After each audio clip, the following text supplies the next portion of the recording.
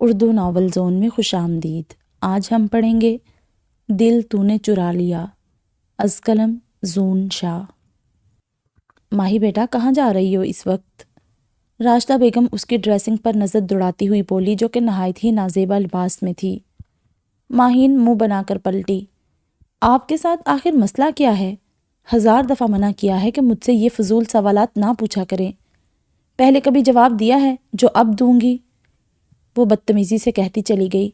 پیچھے راشدہ بیگم افسوس سے سر جھٹک کر رہ گئی۔ ماہین بلا شبہ بہت حسین تھی۔ دودھ سی نکھری رنگت، پشت پر پھیلے لمبے کالے سلکی بال، متناسب سراپا اور اس کی بے نیازی اسے سب سے الگ بناتی تھی۔ بس وقت نے اسے تھوڑا ضدی اور سرکش بنا دیا تھا، اور کچھ راشدہ بیگم کی نفرت نے۔ دراصل راشدہ بیگم ماہین کی سوتیلی ماں تھی۔ ذوالفقار صاحب کا تو راشدہ بیگم سے شادی کے 3 سال بعد ہی انتقال ہو گیا تھا۔ وہ جیسے ہی کلب پہنچی، جمی کو دیکھ کر اس کا موڈ اچھا ہو گیا۔ ہے Jimmy, how are you? Well I am good but تم کچھ خاص خوش نہیں لگ رہی۔ جمی نے اس کا اوپر سے نیچے تک جائزہ لیتے ہوئے کہا۔ نہیں یار، تم تو جانتے ہی ہو اس لیڈی کو جو میرے گھر میں رہتی ہے، ماہین نے منہ بنا کر کہا۔ اچھا خیر چھوڑو انہیں، چلو چل کر ڈانس کرتے ہیں۔ وہ اس کا ہاتھ پکڑ کر ڈانس فلور پر لے گیا۔ ابے سالے، آج کا کیا موڈ ہے؟ یہیں سے پسند کرے گا یا جولیانا سے کہہ کر بک کرواؤں کسی کو؟ حماد نے کمینگی سے آنکھ دبا کر سالار مصطفیٰ سے کہا تھا۔ سالار مصطفیٰ جو اپنے نام کی ہی طرح شاندار تھا، ماں باپ کا اکلوتا اور لاڈلا تھا۔ گندمی رنگت، ماتھے پر آتے بال، نشے میں ڈوبی آنکھیں اسے اور شاندار بناتی تھی۔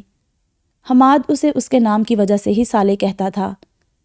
چھوڑ تو جولیانا کو، وہ دیکھ سامنے بلیک ڈریس والی کو، وہ ماہین کی طرف اشارہ کرتے ہوئے بولا تھا۔ اب دیکھ تیرا بھائی کیسے سیٹ کرتا ہے اس کو، کہتے ہی سالار ماہین کی طرف بڑھا تھا۔ وہ جمی کے ساتھ کپل ڈانس کر رہی تھی کہ اس کو اپنے کندھے پر کسی کا ہاتھ محسوس ہوا۔ وہ مڑی ہی تھی کہ اس کا پیر لڑکھڑایا اور اگلے ہی لمحے وہ سالار کی باہوں میں تھی۔ بیوٹیفل، اپنی انگلیوں سے اس کے بال اس کے کان کے پیچھے کرتے ہوئے بے ساختہ ہی اس کے منہ سے نکلا۔ وہ ایک جھٹکے سے اس سے دور ہوئی تھی۔ What's your good name sweetheart? Salar نے پھر ایک قدم اس کی طرف بڑھاتے ہوئے پوچھا تھا۔ اس نے اس پر ایک تیکھی نگاہ ڈالی اور بنا کچھ کہے واپس جانے لگی۔ سالار نے ایک دم سے اس کا ہاتھ پکڑا اور جھٹکا دیا تو وہ اس کے سینے سے آ لگی۔ وہ فوراً ایک جھٹکے سے دور ہوئی۔ What the hell you are doing? Stay away from me and just leave my hand. اس کے تو جیسے کسی نے آگ لگا دی ہو۔ If I not؟ اس نے ایک ابرو اٹھا کر پوچھا۔ تو پھر یہ کہتے ہی اس نے اپنے دوسرے ہاتھ سے اس کے منہ پر تھپڑ مار دیا۔ سالار کی اس کے ہاتھ پر گرفت ہلکی ہوتی محسوس کر کے وہ ایک جھٹکے سے ہاتھ چھڑاتی چلی گئی۔ وہ اپنی دونوں ہاتھوں کی مٹھیاں بھینچے لال آنکھیں لیے وہیں کھڑا تھا۔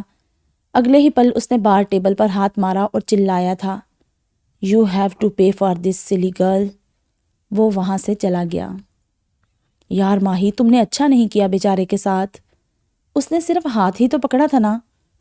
جمی صبح ہوتے ہی اس سے ملنے چلا آیا تھا۔ تم تو چپ ہی کر جاؤ، ایسے معاملوں میں کیسے بھیگی بلی بن جاتے ہو؟ دوست ایسے ہوتے ہیں کیا؟ اس کے ہتک امیز لہجے پر پل بھر میں جمی کا چہرہ لال ہوا تھا، اور بات صرف ہاتھ پکڑنے کی نہیں تھی۔ He was insulting me۔ پر پھر بھی ماہی، تم جانتی بھی ہو وہ کتنے بڑے بزنس مین کا بیٹا ہے۔ جتنے بھی بڑے بزنس مین کا بیٹا ہو میری بلا سے، ماہین ذوالفقار کسی سے نہیں ڈرتی۔ اس نے بال جھٹک کر لاپرواہی سے کہا۔ جمی اس کی لاپرواہی پر افسوس سے اسے دیکھنے لگا۔ وہ نہیں جانتی تھی کہ اس کو اس کی یہ لاپرواہی کتنی مہنگی پڑنے والی ہے۔ لڑکی کی پوری انفارمیشن چاہیے، وہ بھی آدھے گھنٹے کے اندر۔ پر سالے اتنی جلدی کیسے؟ حماد جنجلاتے ہوئے کہنے لگا تو وہ اپنی جگہ سے اٹھا اور اس تک پہنچا۔ جو کہہ دیا سو کہہ دیا، نو آرگیومنٹس۔ ایک تو اپنے آگے کسی کی سنتا نہیں ہے۔ حماد بڑبڑاتا ہوا آفس سے نکل گیا۔ تم نہیں جانتی تم نے کس سے پنگا لیا ہے سلی گرل، زیر لب کہتا وہ کسی گہری سوچ میں پڑ گیا تھا۔ آدھے گھنٹے بعد اس کی ٹیبل پر ماہین کی ساری انفارمیشن تھی۔ مس ماہین ذوالفقار، تیار ہو جاؤ، میں آ رہا ہوں۔ زیر لب مسکراہٹ تھی۔ وہ باہر جانے کو تیار کھڑی تھی، آئینے کے سامنے کھڑی لپسٹک کو آخری ٹچ دیتی، اونچی ہیلز پہنے، نیلی جینز پر سفید ٹاپ، اس پر ریڈ جیکٹ پہنے بلا شبہ بہت حسین لگ رہی تھی۔ ماہی بیٹا کہاں جا رہی ہو؟ ماہین جھنجھلاتی ہوئی مڑی۔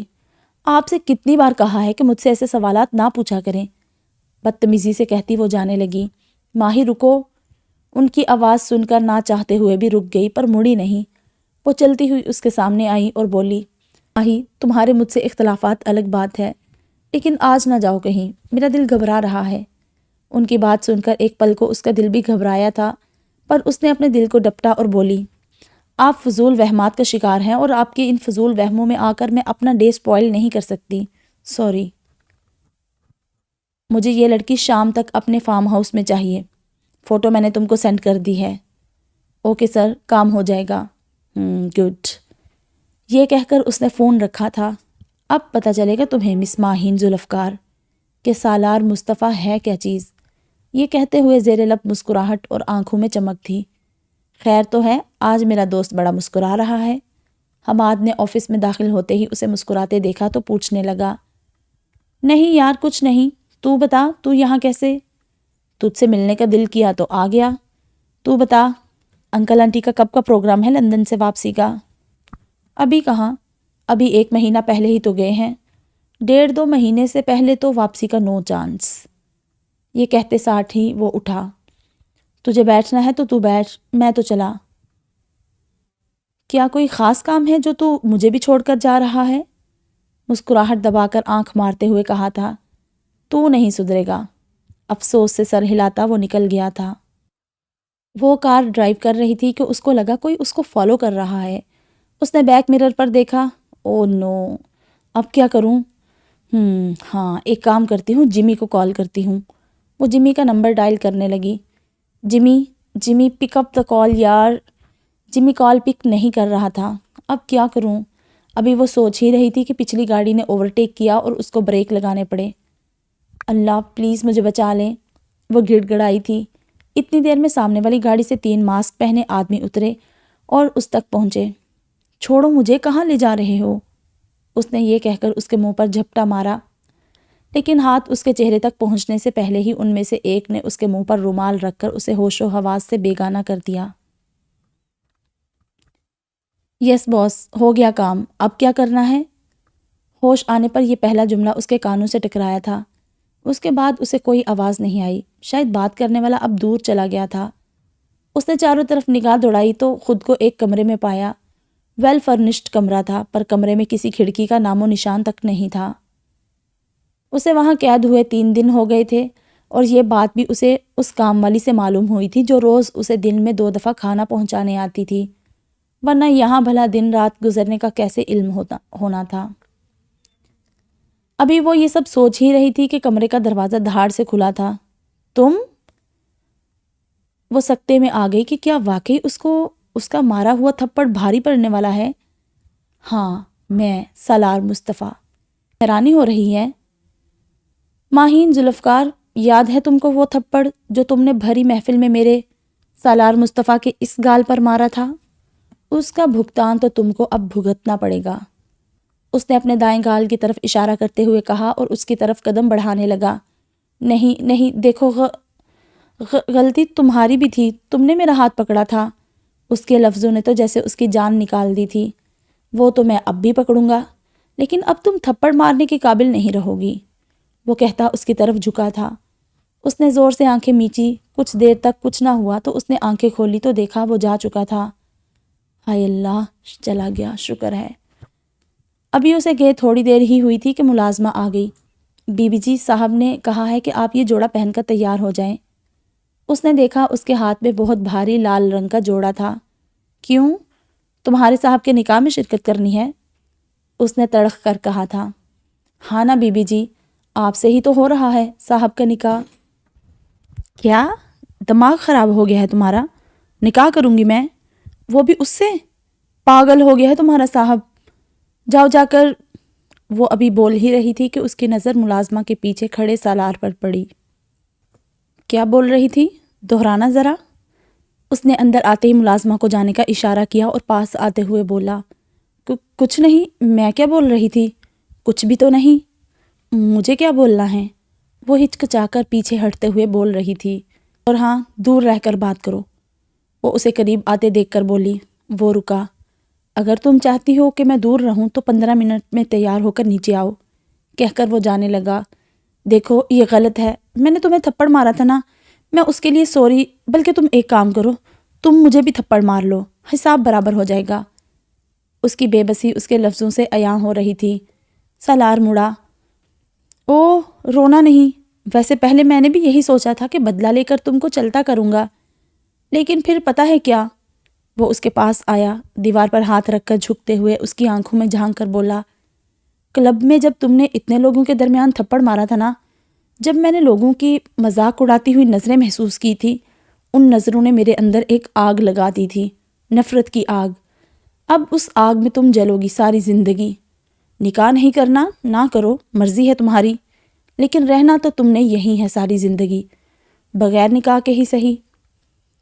نفرت و حقارت سے کہتا پیچھے ہٹا تھا۔ اس کے لہجے میں نفرت دیکھ کر پل بھر کو وہ کانپ گئی تھی۔ میں تم سے نکاح کیسے کر سکتی ہوں؟ مجھے واپس جانا ہے، سب میرا انتظار کر رہے ہوں گے۔ وہ گڑ گڑائی تھی۔ تمہارا انتظار؟ کون کر رہا ہوگا تمہارا انتظار؟ اس نے مذاق اڑاتے ہوئے کہا۔ جمی کر رہا ہوگا نا میرا انتظار، اور موم بھی کر رہی ہوں گی نا میرا انتظار۔ اس نے شاید زندگی میں پہلی دفعہ راشدہ بیگم کو موم کہا تھا۔ جمی، تم پاگل ہو گئی ہو؟ وہ جمی جو ان 3 دنوں تقریباً روز ہی کلب پارٹیز اٹینڈ کر رہا ہے۔ جمی؟ اس کو حیرانگی ہوئی تھی۔ وہ تو ہر وقت اس کے آگے پیچھے پھرتا تھا۔ وہ کیا تھا؟ وہ تو مجھ سے محبت کرتا تھا۔ اس کا کیا وہ صرف ڈرامہ تھا؟ وہ صدمے میں تھی۔ لیکن موم تو کر رہی ہوں گی نا میرا انتظار۔ یہ خیال آتے ہی اس میں جان واپس آئی تھی۔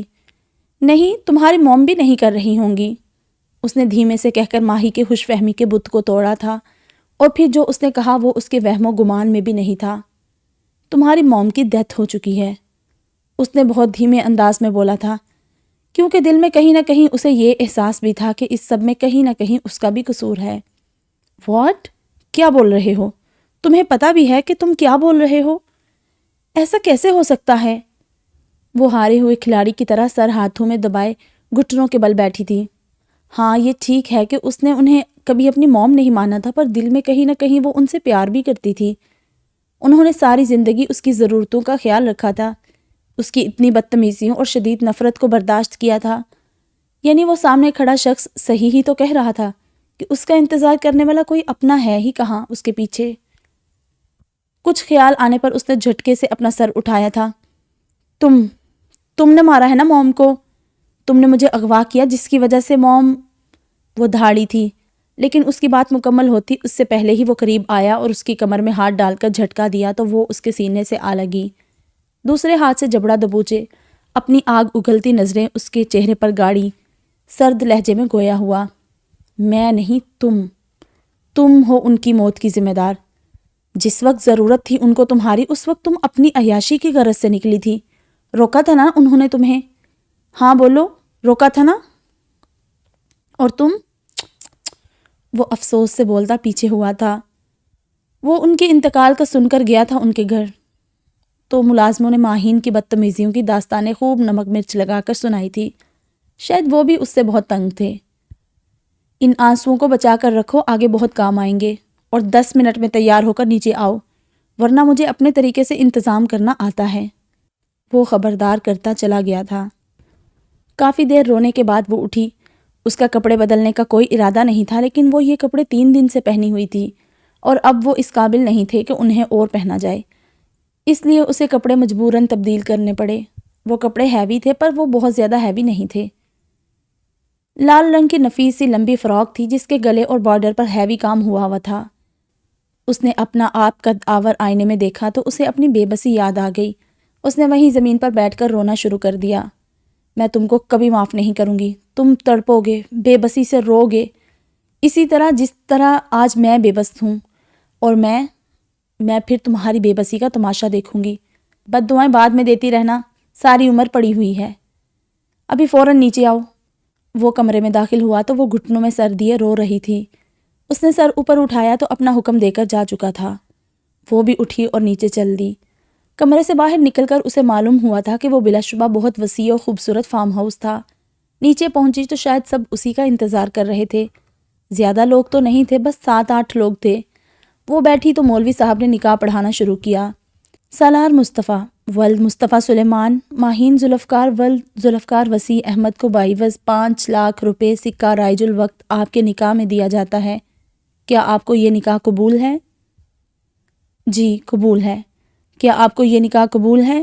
جی قبول ہے۔ کیا آپ کو یہ نکاح قبول ہے؟ جی قبول ہے۔ اب وہ ماہین کی طرف مڑے۔ ماہین ذوالفقار ولد ذوالفقار وسیع احمد، بعوض 5 لاکھ روپے سکہ رائج الوقت آپ کو سالار مصطفیٰ ولد مصطفیٰ سلیمان کے نکاح میں دیا جاتا ہے۔ کیا آپ کو یہ نکاح قبول ہے؟ اس نے سر اٹھایا تو وہ اس کے سامنے ہی بیٹھا تھا۔ دل چاہ رہا تھا کہ انکار کر دے، لیکن وہ بے بس تھی، ابھی بہت بے بس۔ بیٹا جواب دیں، کیا آپ کو یہ نکاح قبول ہے؟ ہوش اسے تب آیا جب مولوی صاحب نے دہرایا تھا، جی قبول ہے۔ کہتے ہی اس کی آنکھوں سے آنسو ٹپکنا شروع ہو گئے۔ کیا آپ کو یہ نکاح قبول ہے؟ مولوی صاحب نے دوسری بار پوچھا۔ جی قبول ہے۔ کیا آپ کو یہ نکاح قبول ہے؟ جی قبول ہے۔ یہ کہہ کر وہ رکی نہیں تھی، واپس کمرے کی طرف چلی گئی تھی۔ وہ کمرے میں پہنچا تو وہ بیڈ کی پشت سے ٹیک لگائے گھٹنوں میں سر دیے رونے میں مصروف تھی۔ وہ وہیں کھڑا تھوڑی دیر اسے تکتا رہا، پھر چلتا ہوا اس کے قریب پہنچا۔ اب یہ رونے دھونے سے کیا ہوگا؟ اس تھپڑ کا بھگتان تو تمہیں بھگتنا ہی ہے۔ اس کی آواز سن کر اس نے جھٹکے سے اپنا سر اٹھایا تھا اور اس کو پاس کھڑے دیکھ کر وہ جھٹکے سے اٹھ کھڑی ہوئی تھی۔ منا لو جشن، جتنا منانا ہے سالار مصطفیٰ، ابھی تمہارا وقت ہے جو تم مجھے تڑپا رہے ہو۔ کل میرا وقت آئے گا اور میں تم کو تڑپتے دیکھوں گی۔ میری بد دعا ہے سالار مصطفیٰ، تم کو کسی لڑکی سے محبت ہوگی، شدید محبت، اور وہ تم سے نفرت کرے گی، شدید نفرت، اور تم بھی تڑپو گے، بہت تڑپو گے، ٹھیک اسی طرح جس طرح میں آج تڑپ رہی ہوں۔ وہ اس کا گریبان پکڑے دھاڑی تھی۔ تم مجھے سالار مصطفیٰ کو بد دعا دے رہی ہو، وہ بھی محبت کی؟ ہاں ہاں ہاں، محبت؟ نو نیور، کبھی نہیں۔ سالار مصطفیٰ کو نہ کبھی کسی سے محبت تھی، نہ ہے اور نہ ہوگی۔ یہ صرف تڑپاتی سسکاتی ہے، کمزور بنا دیتی ہے۔ نفرت ہے مجھے محبت سے، شدید نفرت۔ سالار اس کے بازوں کو اپنے ہاتھوں کے شکنجے میں دبوچے نفرت اور خود اذیتی سے بولا تھا۔ چھوڑو میرا ہاتھ، درد ہو رہا ہے مجھے۔ اس کی گرفت سخت سے سخت ہوتی محسوس کر کے وہ چلائی تھی۔ یہ درد، یہ تکلیف تو کچھ بھی نہیں اس کے مقابلے جو تم نے ساری زندگی بھر برداشت کرنی ہے۔ سالار نے اس کے بازو پر گرفت اور سخت کرتے ہوئے بولا تھا۔ میں تم سے شدید نفرت کرتی ہوں۔ وہ درد اور نفرت سے چلائی تھی۔ ہاں تو کرو نا، منع کس نے کیا ہے؟ اب تو خیر سے تم میری بیوی ہو، تمہارا حق ہے پورا پورا۔ وہ اس کے قریب ہوتا زومانی لہجے میں بولا تھا۔ تم نہ جنگلی انسان ہو، جنگلی جانور۔ وہ چلائی تھی۔ زبان سنبھال کر، آئندہ ایسی زبان استعمال کی نا تو زبان کاٹ دینے کی سکت ہے مجھ میں۔ وہ اس کا جبڑا دبوچے غرایا تھا۔ اور اب فریش ہو کر جلدی باہر آؤ۔ وہ اس کا جبڑا جھٹکے سے چھوڑ کر باہر جانے لگا۔ اور ہاں، 10 منٹ میں باہر آ جاؤ، 10 منٹ مطلب 10 منٹ۔ وہ اس کو وارن کرتا باہر چلا گیا۔ اللہ، اس کے جانے کے بعد وہ گھٹنوں کے بل بیٹھی بلک بلک کر اپنی بے بسی پر روئی تھی۔ 10 منٹ بعد وہ فریش ہو کر نکلی تو وہ لاؤنج میں صوفے پر بیٹھا موبائل پر مصروف تھا۔ چلو، وہ اسے دیکھتے ہی کھڑا ہو گیا، وہ بھی اس کے پیچھے چل دی۔ وہ فارم ہاؤس کسی ویران جگہ پر تھا۔ انہیں وہاں سے نکلے تقریباً 4 سے 5 گھنٹے بیت چکے تھے۔ اب کہاں لے کر جا رہے ہو تم مجھے؟ آخرکار تنگ آ کر اس نے پوچھ ہی لیا تھا۔ سالار بنا جواب دیے گاڑی چلاتا رہا اور اس کی یہ حرکت ماہین کا خون کھلا گئی۔ میں تم سے کچھ پوچھ رہی ہوں۔ اب کی بار ماہین نے گلا پھاڑ کر کہا۔ اب کی بار سالار نے ناگواری سے نظر اس پر ڈالی۔ آواز نیچی رکھو، میں تمہارے کسی سوال کا جواب دینے کا پابند نہیں ہوں، اس لیے بہتر ہوگا کہ چپ کر کے بیٹھی رہو۔ وہ درستی سے کہتا واپس ڈرائیونگ میں مصروف ہو گیا۔ کچھ دیر پہلے ہی وہ لوگ شہر پہنچے تھے اور وہ اسے ایک اپارٹمنٹ میں لے آیا تھا اور آتے ہی روم میں چلا گیا۔ اب مسئلہ یہ تھا کہ ماہین کو لگ رہی تھی بھوک، اسی لیے بھوک کے پیش نظر اس کو کچن میں جانا پڑا۔ پکانا تو اسے کچھ آتا نہیں تھا، سو اس نے سارے کیبنٹ کھنگالنے شروع کر دیے، لیکن کچھ نہ ملنا تھا تو نہ ملا۔ سوائے کھانا پکانے کے سامان کے علاوہ کوئی نوڈلز، کوئی بسکٹ، کچھ نہ تھا۔ اب اس نے فریج کھولا تو خوش قسمتی سے انڈے مل گئے اور وہ ایک کیبنٹ میں بریڈ دیکھ چکی تھی۔ چلو یہ مسئلہ تو حل ہوا۔ وہ پرجوش ہوئی تھی، لیکن کچھ یاد آنے پر ایک دم بجھ گئی۔ لیکن اب کیا کروں؟ انڈوں کو یوں ہی تو کھایا جا نہیں سکتا۔ اب کیا کروں؟ رضوانہ، ہاں رضوانہ، اس کے گھر میں کھانا پکانے والی ماسی۔ رضوانہ کیسے بناتی تھی آملیٹ؟ دماغ پر اتنا زور ڈالنے کے بعد اسے جب کا منظر یاد آیا تھا جب وہ ناشتہ لیٹ ہو جانے پر کچن میں پہنچی تھی اور رضوانہ آملیٹ بنا رہی تھی۔ اس وقت وہ فرائنگ پین میں تیل ڈال رہی تھی۔ فرائنگ پین کہاں ہے اب؟ وہ پورے کچن میں فرائنگ پین ڈھونڈتی پھر رہی تھی۔ فرائنگ پین تو ملا نہیں، لیکن یہ پتیلی مل گئی۔ چلو ابھی اسی سے کام چلا لیتی ہوں۔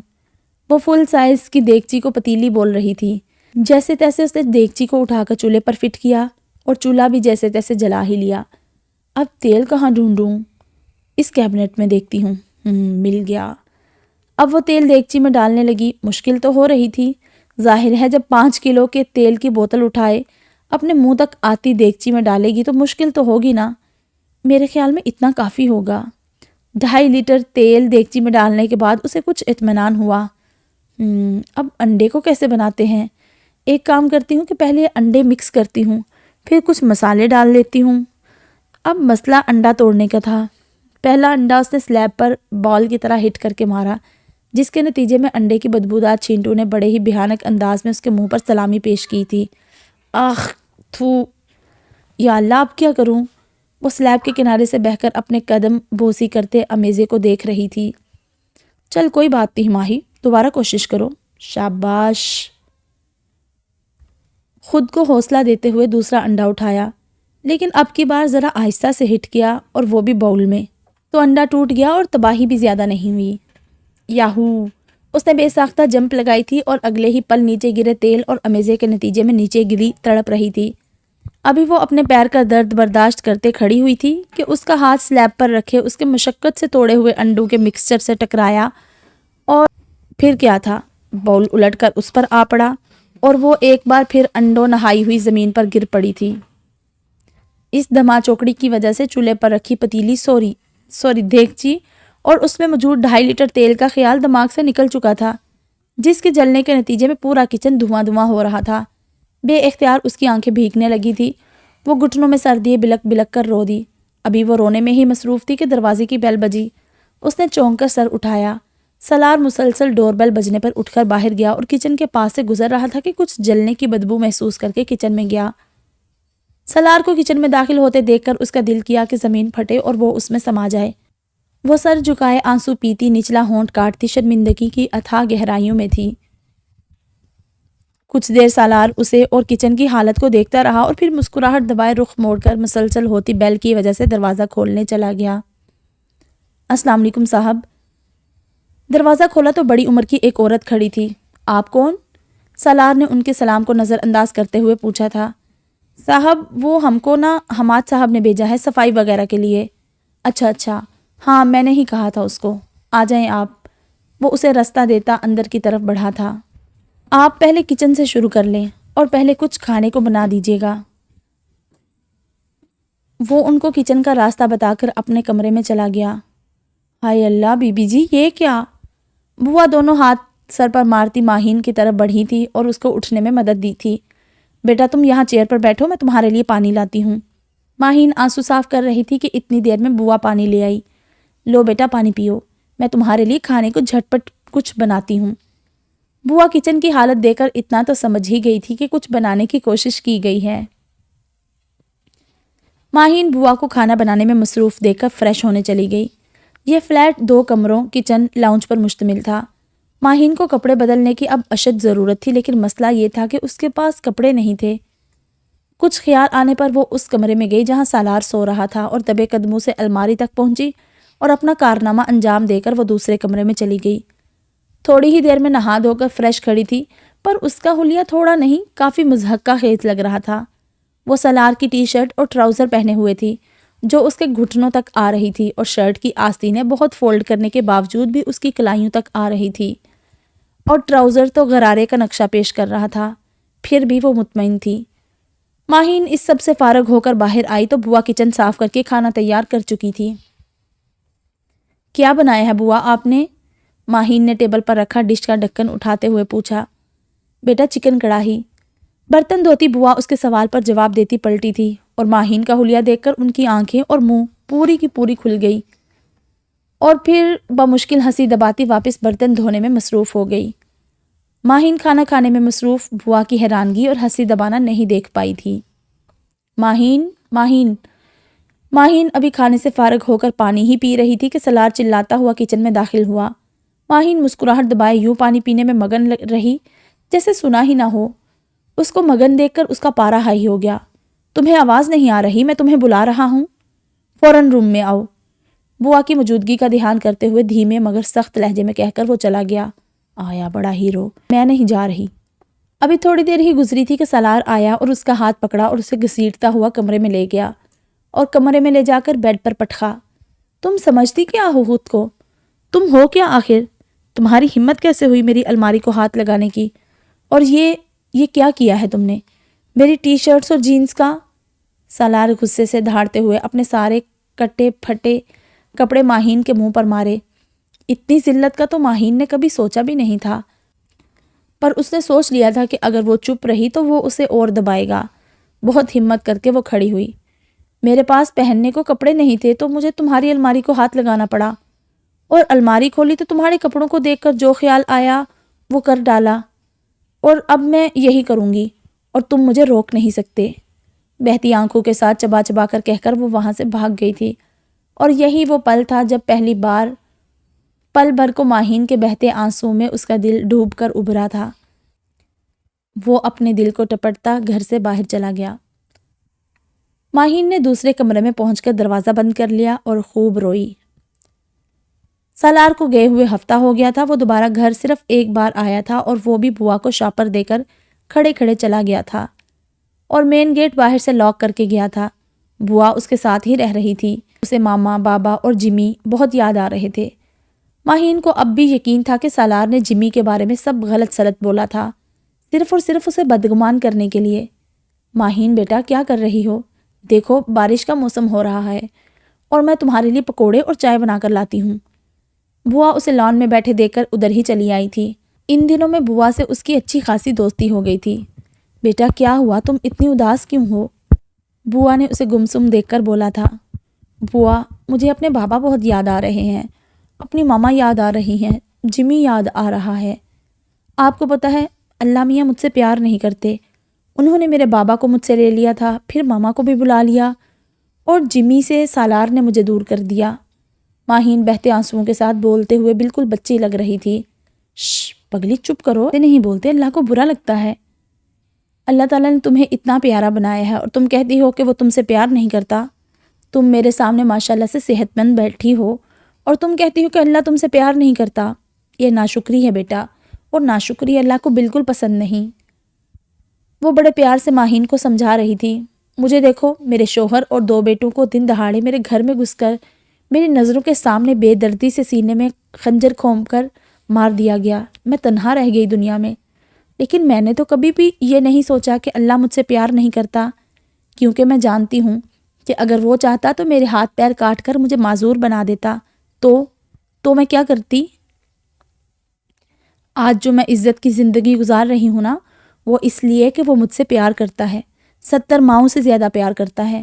بوا کہہ رہی تھی اور ان کی آنکھوں سے آنسو بہہ رہے تھے، لیکن ان کے چہرے پر مسکراہٹ تھی۔ ماہین کے دل کو کچھ ہوا تھا۔ وہ اٹھی اور بوا کے قریب ہو کر بیٹھی اور تسلی دینے کے انداز میں اپنے ہاتھ کی پشت سے ان کا گھٹنا تھپ تھپایا۔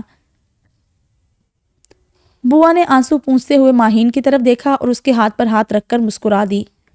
ماہین نے کبھی خواب میں بھی نہیں سوچا تھا کہ وہ کسی ملازمہ کے قریب بیٹھ کر باتیں کرے گی، پر پتہ نہیں کیوں اس کا دل انہیں ملازمہ نہیں مانتا تھا۔ وہ بہت ہی تھوڑے وقت میں ان سے بہت مانوس ہو گئی تھی، اور ان کی باتیں سن کر اس کے دل نے ان کے لیے بہت درد محسوس کیا تھا۔ تم اتنی اداس نہ ہو بیٹا، تم اکیلی نہیں ہو، تم مجھے اپنی ماما کی طرح ہی سمجھ سکتی ہو، اور تم فکر نہ کرو، میرا اللہ بہت رحم و کرم کرنے والا ہے۔ تم دیکھنا وہ سالار بیٹے کے دل میں تمہاری محبت ڈالے گا۔ بوا بہت پیار اور دل سے بولی تھی، پر بوا میرے دل میں اس کے لیے رتی برابر بھی کوئی جذبہ نہیں ہے۔ وہ قاتل ہے میری ماما کا، وہ قاتل ہے میری خوشیوں کا۔ میں اس سے محبت تو دور کی بات، میں اس کے بارے میں کبھی کچھ اچھا سوچنا بھی نہیں چاہتی۔ نفرت ہے مجھے اس سے۔ کیوں آیا وہ میری زندگی میں؟ کاش نہ ملتا وہ مجھے کبھی، کاش۔ میں کتنی خوش تھی اپنی زندگی میں۔ وہ بول رہی تھی اور اس کے آنسو بہہ رہے تھے اس کے گالوں پر۔ کیا سالار بیٹے نے؟ نہیں بچے، تم کو کوئی غلط فہمی ہوئی ہوگی، وہ ایسا بچہ نہیں لگتا مجھے۔ بوا حیرانگی اور بے یقینی کے ملے جلے تاثرات کے ساتھ بولی تھی۔ نہیں بوا، آپ نہیں جانتی اس کو، اس نے مجھے اغوا کیا تھا اور اسی وجہ سے ماما کو ہارٹ اٹیک ہوا تھا اور پھر ان کا انتقال ہو گیا تھا۔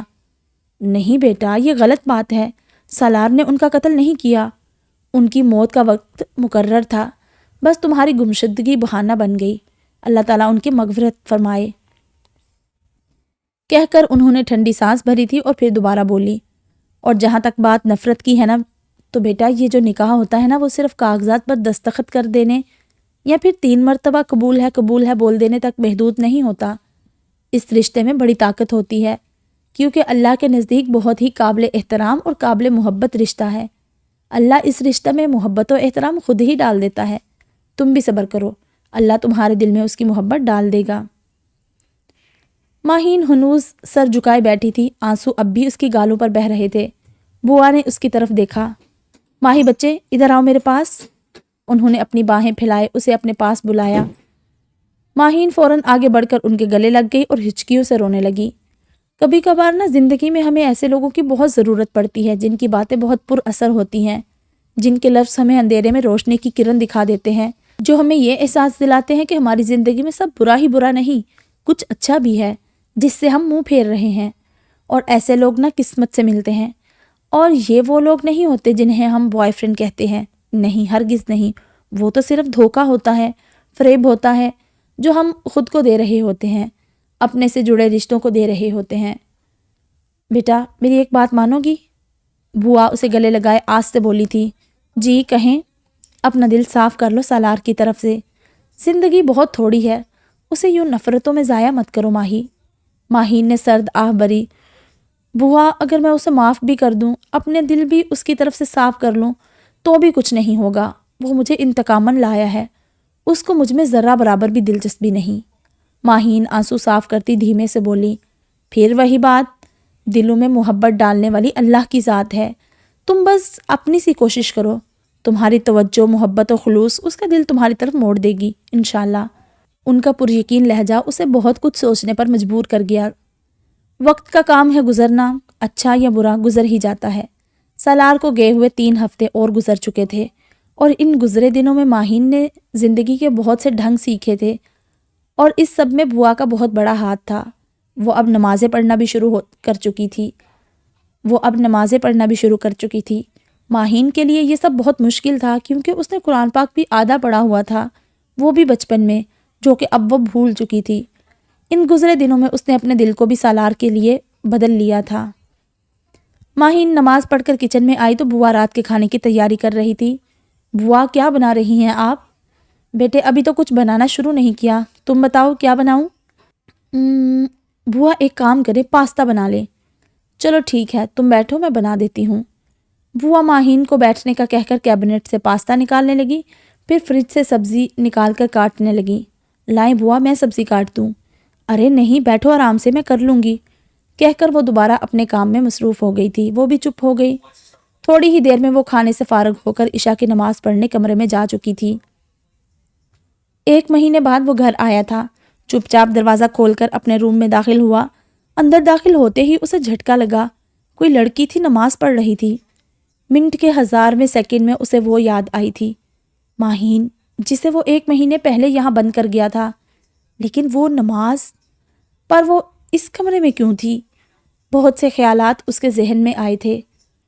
ماہین نے سلام پھیر کر دعا کے لیے ہاتھ اٹھایا تو اسے اپنے پیچھے کسی کی موجودگی کا احساس ہوا۔ منہ پھیرا اور اس شخص پر نظر پڑی جس کے لیے اس کا دل دھڑکنے لگا تھا۔ لمحے بھر کو وہ ساکت ہوئی تھی۔ وہ سالار مصطفیٰ تھا جس کی محبت اللہ نے ماہین ذوالفقار کے دل میں ڈالنا شروع کر دی تھی۔ اوہ کیا بات ہے، مس ماہین ذوالفقار نماز پڑھ رہی ہیں؟ انٹرسٹنگ۔ لیکن پتہ ہے کیا؟ وہ چند قدم چلتا اس کے پاس آیا تھا۔ تمہارے یہ ڈرامے مجھ پر نہیں چلنے والے، میں تمہاری اصلیت سے اچھی طرح واقف ہوں۔ سالار مصطفیٰ تم جیسوں کو اچھی طرح جانتا ہے، تو برائے مہربانی اس طرح کے ڈراموں پر اپنا وقت اور انرجی ضائع مت کرو۔ دھیمی آواز اور سخت تاثرات سے کہا اور واپس جانے لگا۔ پھر کچھ خیال آنے پر مڑا، اور یہ تم اس کمرے میں کیا کر رہی ہو؟ دوسرے کمرے میں جاؤ، مجھے آرام کرنا ہے۔ یہ کہہ کر وہ بیڈ پر جا کر لیٹ گیا۔ ماہین اٹھی، جائے نماز طے کر کے شیلف میں رکھتی بیڈ کے پاس کھڑی ہو کر سالار سے مخاطب ہوئی۔ پہلی بات یہ کہ مس ماہین ذوالفقار نہیں، ماہین سالار۔ تم میری کتنی اصلیت سے واقف ہو، کتنی سے نہیں، آئی ڈونٹ کیئر۔ اور رہی بات نماز کی، تو یہ میرے اور میرے اللہ کا معاملہ ہے، سو تم اس بارے میں کچھ نہ ہی بولو تو بہتر ہے۔ اس کا لہجہ دھیما مگر سخت تھا۔ آنکھوں کے رستے آنسو باہر نکلنے کو بےتاب تھے، جن پر اس نے بند باندھ کر رکھے تھے۔ اور ہاں، اس کمرے میں میں اپنے شوق سے موجود نہیں ہوں۔ دوسرے کمرے میں بوا سوتی ہے، تو یہاں رہنا میری مجبوری ہے، کہہ کر وہ چلی گئی۔ اور وہ اسے سوچنے لگا، کیا واقعی وہ بدل گئی؟ کچن میں جا کر وہ پھوٹ پھوٹ کر روئی تھی۔ یہ شخص مجھ سے کبھی محبت نہیں کر سکتا، کبھی بھی نہیں۔ سلیب پر مکہ بنا کر مارتی وہ دبا دبا چلائی تھی، پھر فرش پر بیٹھتی چلی گئی۔ اس نے اس لمحے اللہ سے بہت سے شکوے کیے تھے۔ ماہین کو یوں گھٹنوں میں سر دیے روتے ہوئے کافی وقت بیت چکا تھا کہ اسے کھٹکے کی آواز آئی۔ ماہین نے سر اوپر اٹھایا تو سامنے وہ تھا، سالار مصطفیٰ۔ فریج سے پانی کی بوتل نکال رہا تھا۔ وہ اٹھی اور اندر جانے لگی کہ اس کو رکنا پڑا۔ رو رہی ہو؟ ویسے یہ آنسو نہ سنبھال کر رکھو، آگے بہت رونا ہے۔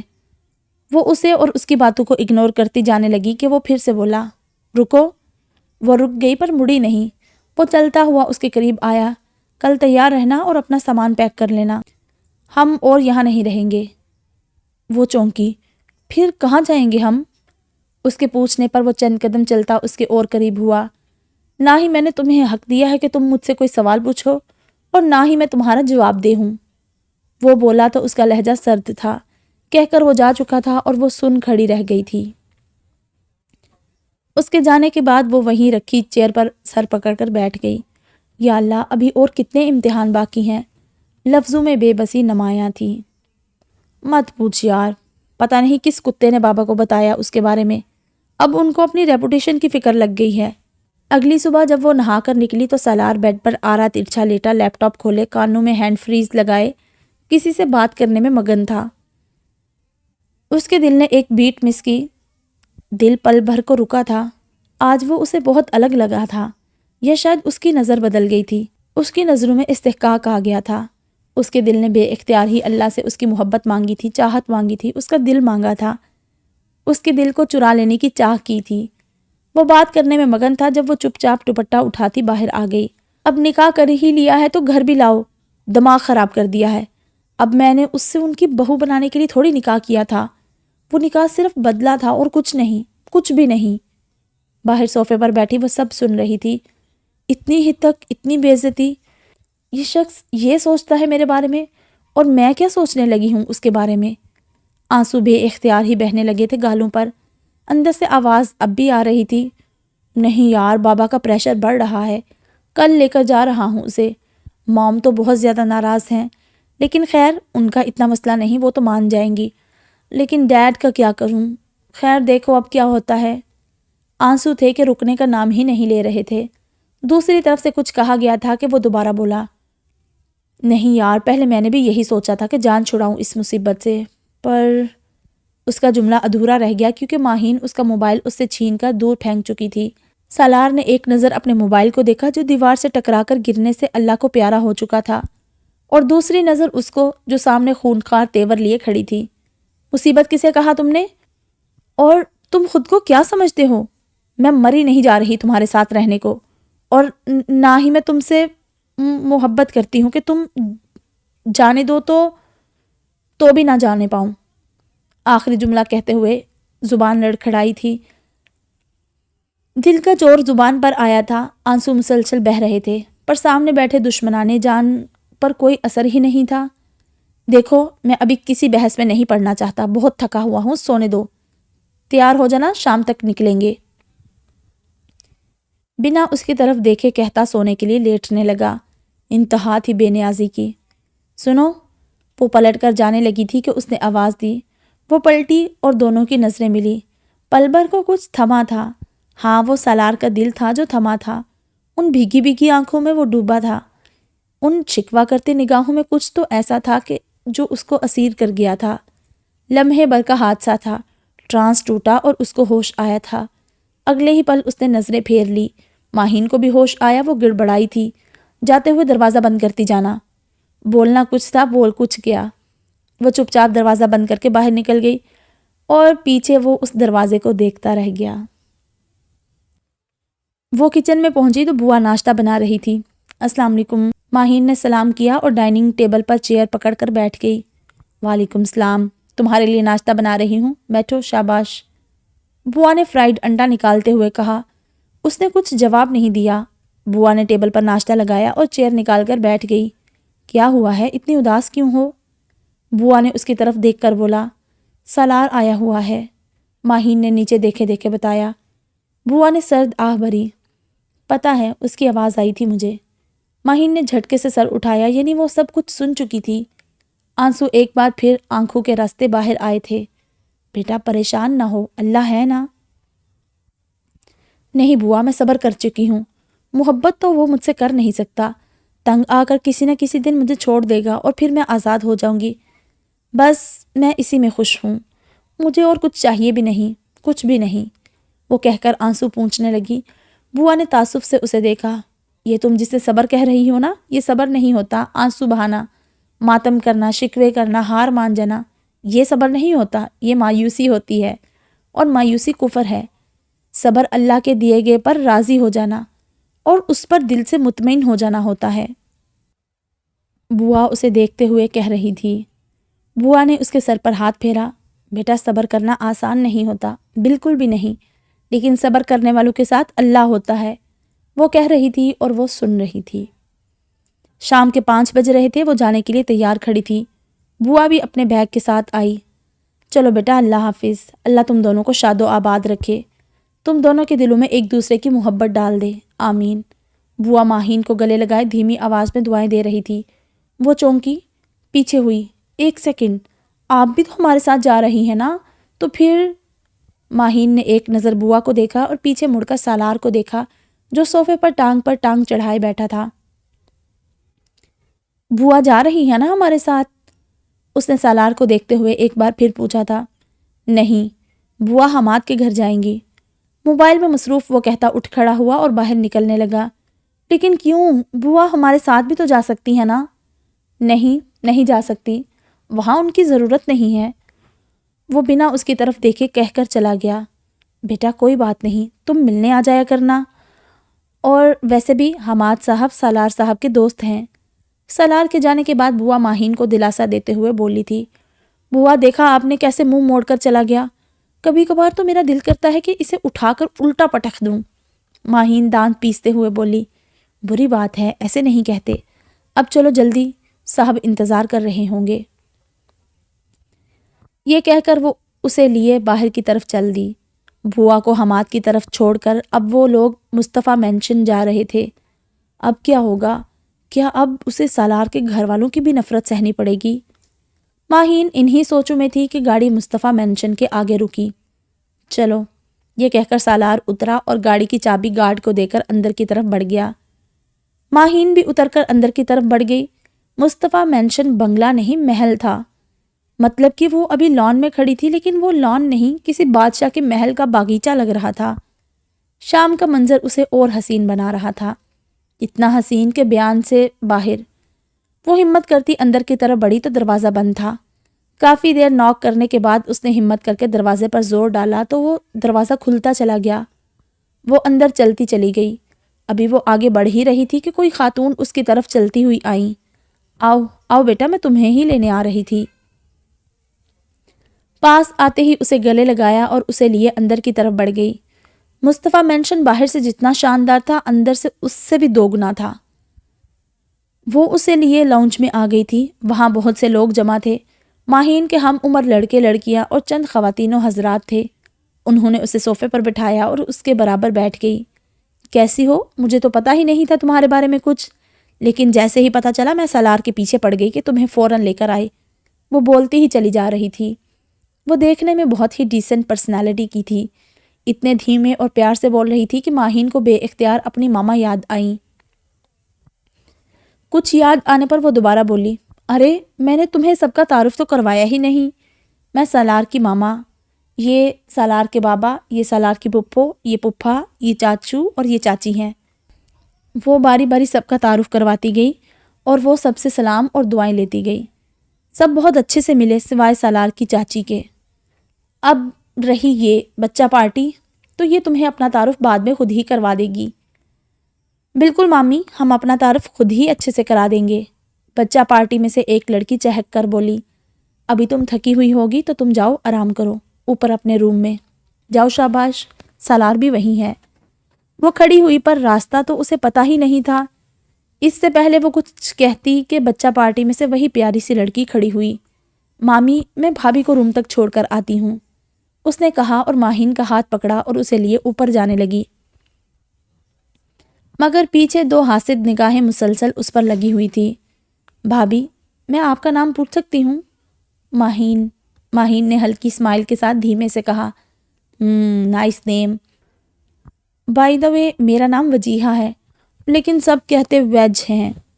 آخری جملہ منہ بنا کر بولا گیا تھا۔ ویج؟ یہ کیا نام ہوا؟ ماہین کو بے اختیار ہنسی آئی تھی۔ رہنے دیں اور زیادہ مت ہنسیں، یہاں آپ کو سب کے ہی ایسے نک نیم سننے کو ملیں گے، اور یہ سب آپ کے شوہر نامدار کا کیا دھرا ہے۔ باتوں ہی باتوں میں وہ لوگ کمرے کے دروازے تک پہنچ گئے تھے۔ اب آپ جائیں آرام کر، کسی بھی چیز کی ضرورت ہو تو مجھے بلا جھجک کہہ سکتی ہیں۔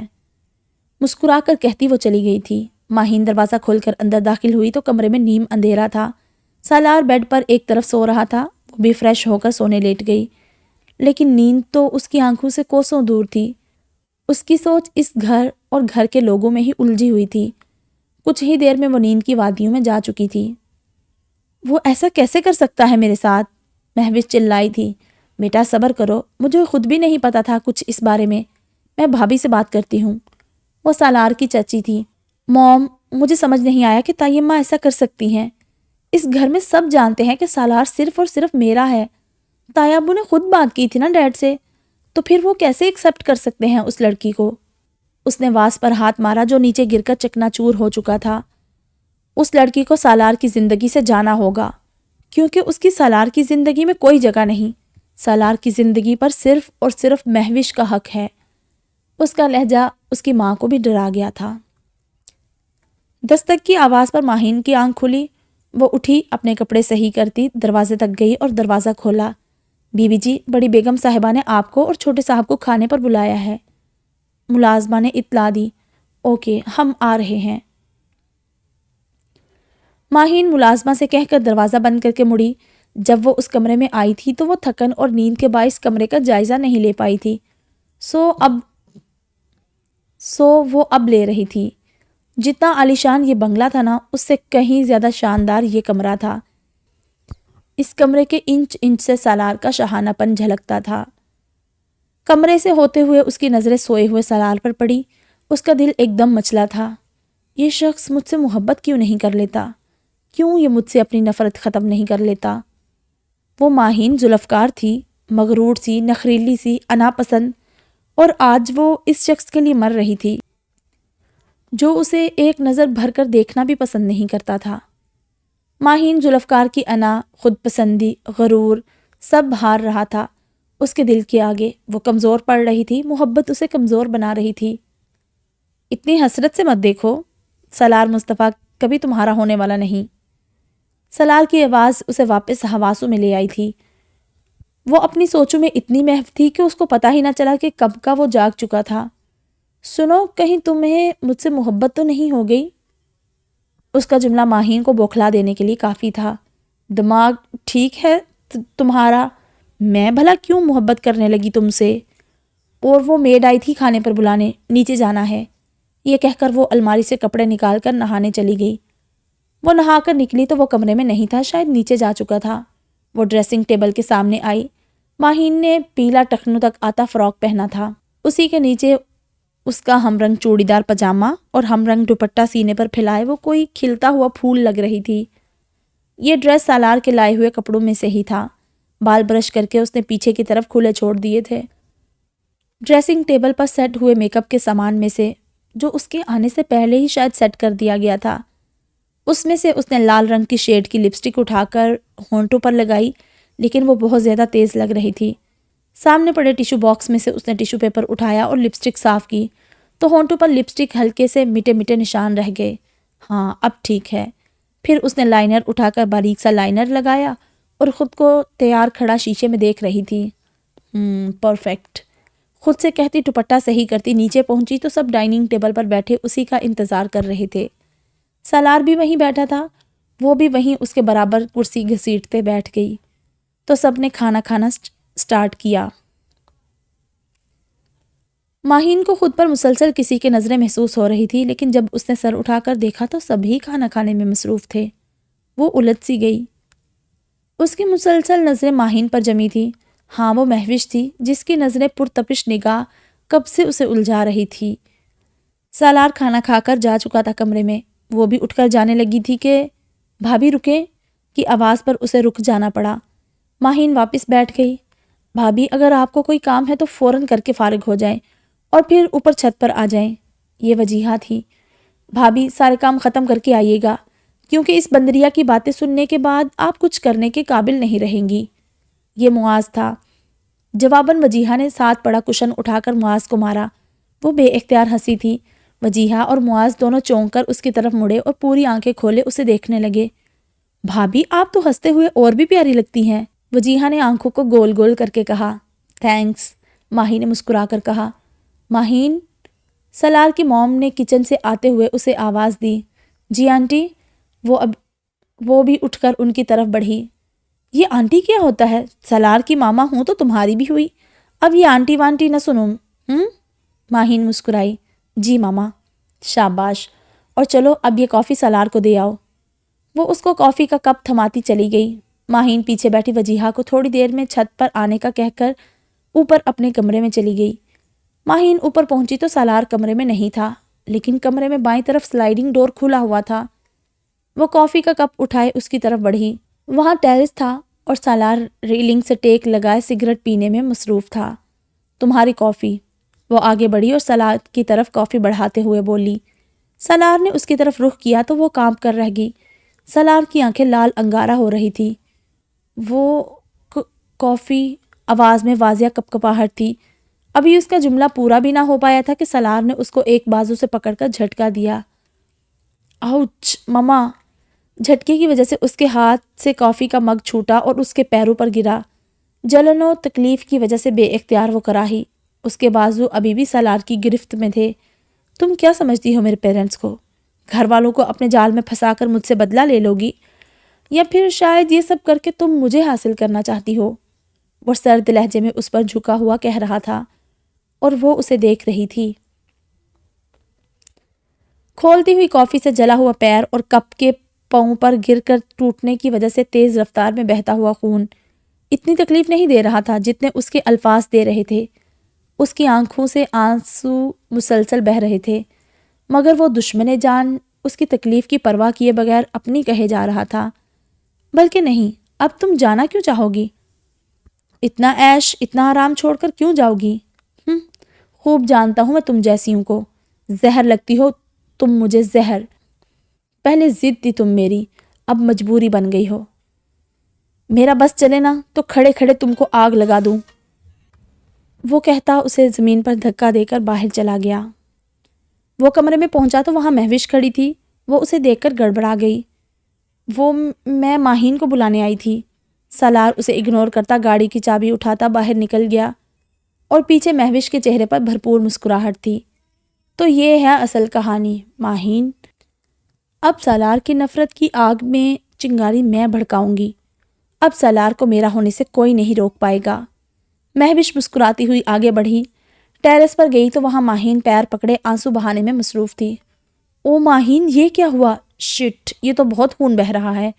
اٹھو روم میں چلو، میں تائی امی کو بلاتی ہوں۔ وہ تیزی سے ماہین کے پاس آتی مصنوعی فکر مندی ظاہر کرتی اسے اٹھانے لگی۔ وہ اسے سہارا دیتی کمرے میں لے آئی اور اسے بیڈ پر بٹھا کر تائی امی کو بلانے چلی گئی۔ دیکھتے ہی دیکھتے سب روم میں جمع ہو گئے۔ ڈاکٹر دوا دے کر اور پٹی کر کے جا چکا تھا۔ بیٹا دھیان رکھنا چاہیے تھا نا، اتنی بے احتیاطی، موم نے خفگی سے کہا۔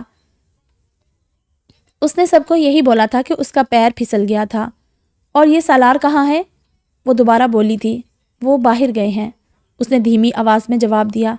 اس لڑکے کے بنا سمجھ نہیں آتی کچھ، وہ سر پر ہاتھ مار کر بولی تھی۔ بھابھی پہلے تو آپ کو بچہ پارٹی کا تعارف کروا دیتی ہوں۔ یہ وجیہہ تھی۔ اوئے بچی تم خود ہوگی۔ بھابھی آپ کو میں بتاتا ہوں سب کے بارے میں۔ یہ آپ کے ہسبینڈ کی پپھو کی بیٹی وجیہہ عرف ویج موٹی۔ یہ معاذ تھا جو کھل کر سب کا تعارف کروانے لگا تھا۔ وجیہہ نے فوراً سے معاذ پر کشن اٹھا کر پھینکا تھا۔ اور یہ موٹا معاذ کہلاتا ہے۔ واسطہ تو کچھ ہے نہیں ہمارا اس سے، پر پھر بھی 24 گھنٹے ہمارے ہاں پایا جاتا ہے، موٹا کہیں کا۔ وجیہہ کہاں پیچھے رہنے والی تھی۔ ہاں تمہارے گھر تھوڑی آتا ہوں، عاشر سے ملنے عاشر کے گھر آتا ہوں۔ آئی بڑی بھی مینڈ کی۔ انداز خاصا چڑھانے والا۔ سب ہی ہنسے تھے وجیہہ کی اس عزت افزائی پر۔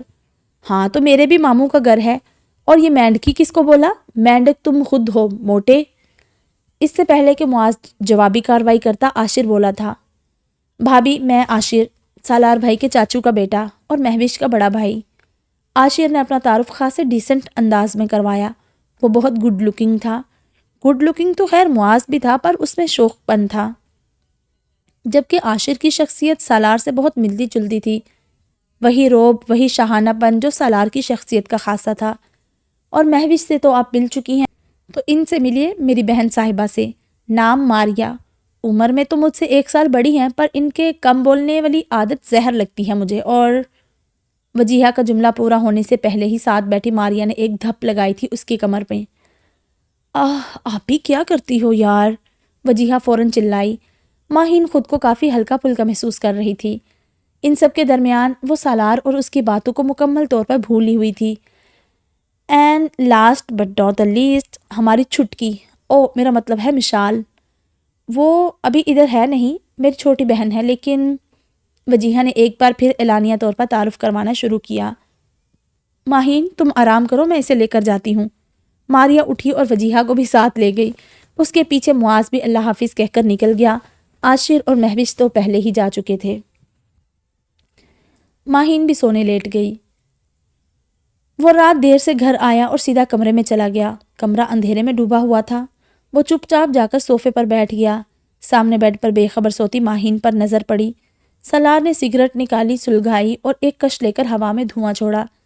چند لمحے وہ ماہین کو یوں ہی تکتا رہا، پھر سگریٹ سائڈ پر رکھ کر اٹھا اور ماہین کے پاس جا کر کھڑا ہو گیا۔ وہ پیاری تو ویسے بھی تھی، لیکن سوتے ہوئے اس کے چہرے پر معصومیت کا رقص تھا۔ سالار نے ہاتھ بڑھایا، اس کی آنکھوں پر آتی لٹ کو کان کے پیچھے کیا۔ وہ اپنے چہرے پر کسی کے ہاتھ کی تپش محسوس کر کے کسمسائی تھی اور کروٹ بدلی۔ سالار گھٹنوں کے بل بیٹھا، اس کا چہرہ اسی کی طرف تھا۔ کھڑکی سے آتی چاند کی روشنی اس اندھیرے میں سیدھی اس کے چہرے پر پڑ رہی تھی۔ جب میں تمہیں تکلیف دیتا ہوں تو کیوں مجھے خود کو تکلیف ہوتی ہے؟ کیوں درد مجھے محسوس ہوتا ہے؟ کیوں میں ہر بار خود کو کوستا ہوں؟ مجھے ڈر ہے ماہین کہ میں تمہاری محبت میں مبتلا نہ ہو جاؤں، کہہ کر ٹھنڈی آہ بھری اس نے۔ اور میں نہیں چاہتا کہ ایسا ہو۔ مجھے تم سے صرف نفرت ہی کرنی ہے، کچھ بھی نہیں۔ جب مجھے وہ تھپڑ یاد آتا ہے نا تو میں خود پر اختیار کھو بیٹھتا ہوں۔ کاش تم مجھے کہیں اور ملتی، کسی اور طرح۔ وہ اس کے بالوں میں اپنی انگلیاں پھیرتے سرگوشیوں میں بول رہا تھا۔ اسے اس طرح بیٹھے کتنا وقت گزر گیا پتہ ہی نہیں چلا۔ فجر کی اذان سن کر اسے ہوش آیا۔ آئی ایم سوری، وہ اس کا ماتھا چوم کر کہتا اپنی جگہ پر جا کر لیٹ گیا۔ آج مضطرب ہے میری جان، خدا خیر کرے، دل میں ہے درد کا طوفان، خدا خیر کرے۔ صبح پیر میں درد کی وجہ سے اس کی آنکھ کھلی، برابر نظر پڑی تو سالار کو سوتے پایا۔ کھڑے ہونے کی اس میں ہمت نہیں تھی۔ وہ اٹھ کر بیٹھی اور اپنی طرف کے سائڈ ٹیبل پر پین کلرز چیک کرنے لگی، پر ادھر نہیں تھی۔ اس نے دوسری سائڈ ٹیبل پر نظر دوڑائی تو ادھر ٹیبلٹس رکھی تھی۔ وہ تھوڑا سا سالار کی سائڈ پر کھسکی اور ہاتھ بڑھا کر ٹیبلٹس اٹھانے لگی، پر اس کا ہاتھ ہی نہیں جا رہا تھا ٹیبلٹس تک۔ وہ تھوڑا اور جھکی، اب اس کے کھلے بال سالار کے چہرے کو چھونے لگے۔ اس نے ٹیبلٹس اٹھائی، اسی وقت سالار کے پاس رکھا الارم زور سے بجا تھا۔ اس سے پہلے کہ وہ پیچھے ہوتی سالار نے کروٹ بدلی۔ ماہین کا توازن بگڑا اور دوسرے ہی لمحے اس کا سر سالار کے سر سے ٹکرایا۔ اب سالار کی آنکھ کھل چکی تھی اور وہ آنکھیں کھولے خود پر گری ماہین کو دیکھ رہا تھا اور معاملہ سمجھنے کی کوشش میں لگا ہوا تھا۔ میں یہ ٹیبلٹس اٹھا رہی تھی، ماہین پیچھے ہوتے ہوئے اپنی صفائی میں بولی۔ اچھا، سالار ایک لفظی جواب دے کر واش روم چلا گیا۔ ہیں، اسے کیا ہوا؟ ماہین الجھی اس کے رویے پر۔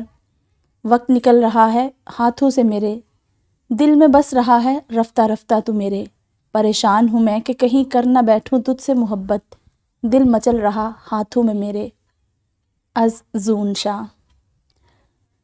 وہ حیران تھی اس کے رویے پر کہ اس نے نہ کوئی غصہ ظاہر کیا، نہ بیزاریت اور نہ ہی کوئی طنز۔ وہ ابھی اپنی سوچوں میں ہی گم تھی کہ سالار واش روم سے نہا کر نکلا۔ ٹراؤزر کے اوپر بلیک ٹی شرٹ، گلے میں لپٹا تولیہ، ماتھے پر آتے بال اور ان سے ٹپکتی بوندیں۔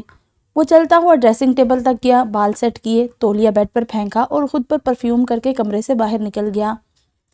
اللہ، اس شخص کو مجھ سے محبت کرا دیں۔ اس نے اللہ سے سالار کی محبت مانگی تھی اور اس نے کچھ غلط نہیں کیا تھا۔ اس نے اپنے محرم کی محبت مانگی تھی اللہ سے، اس کی جس کو اللہ نے اس کا نصیب بنایا تھا۔ وہ فریش ہو کر نیچے آئی۔ اٹھ گئی تم بیٹا؟ میں ابھی تمہیں ہی یاد کر رہی تھی۔ آؤ، کیا کھاؤ گی تم؟ میں وہی بنوا دیتی ہوں تمہارے لیے۔ اس کو نیچے آتا دیکھ کر ماما بولی تھی، کچھ بھی بنوا دے موم۔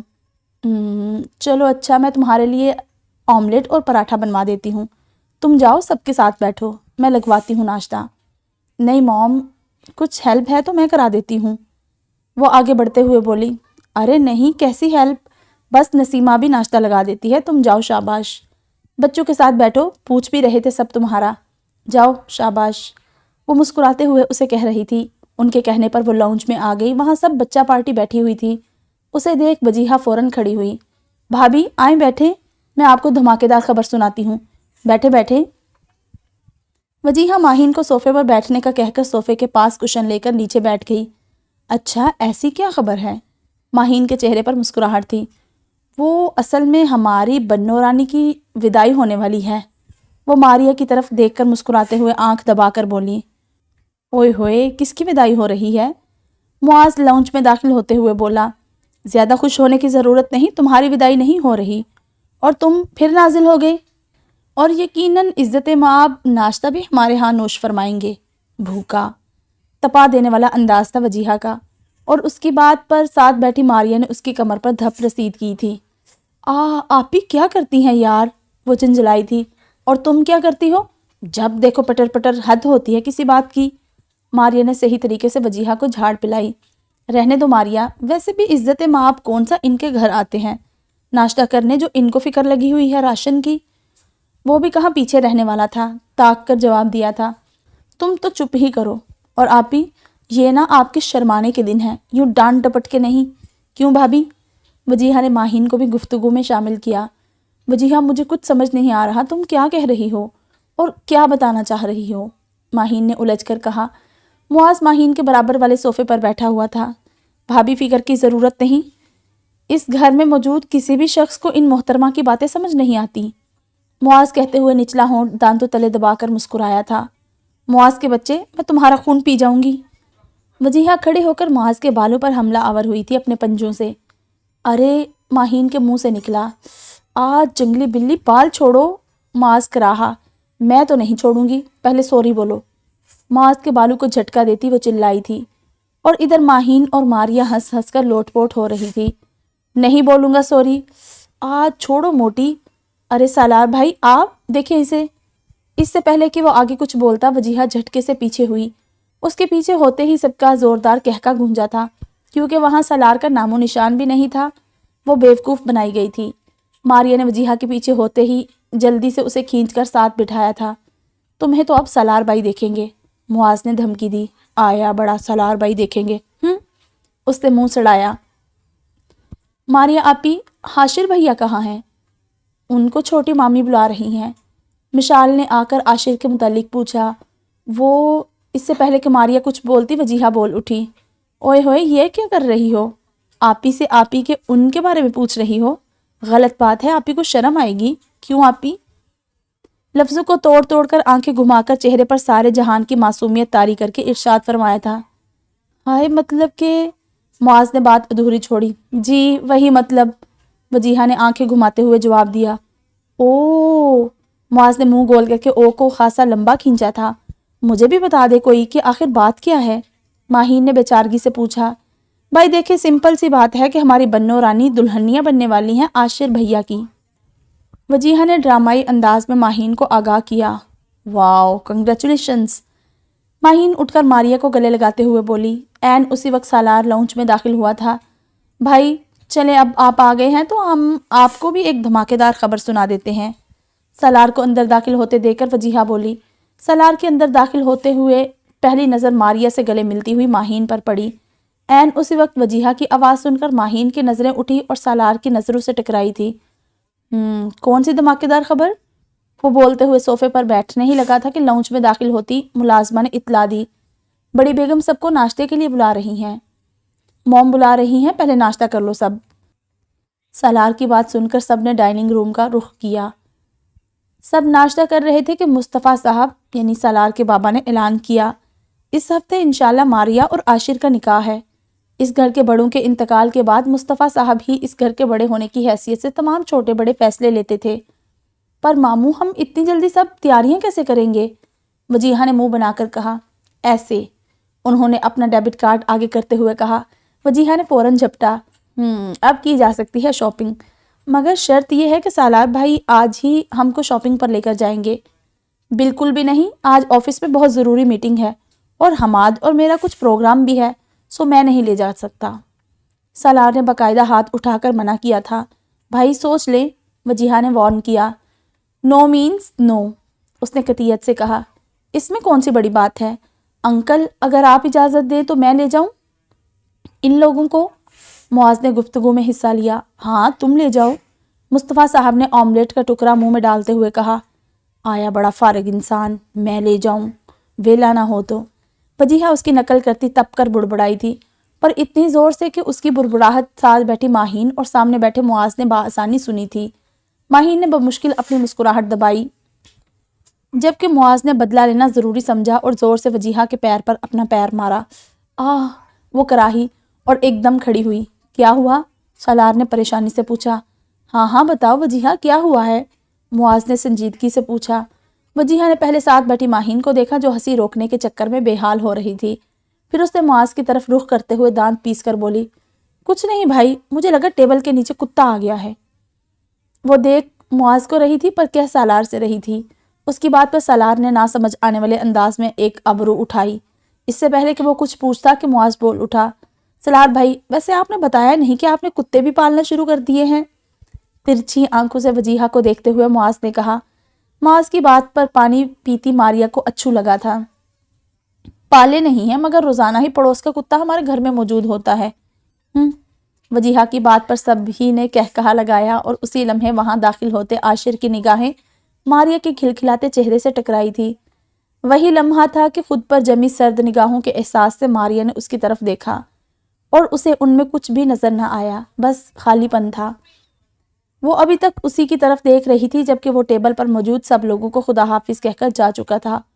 ہوش تو اسے تب آیا جب برابر بیٹھی مشال نے اسے ٹھوکا دیا۔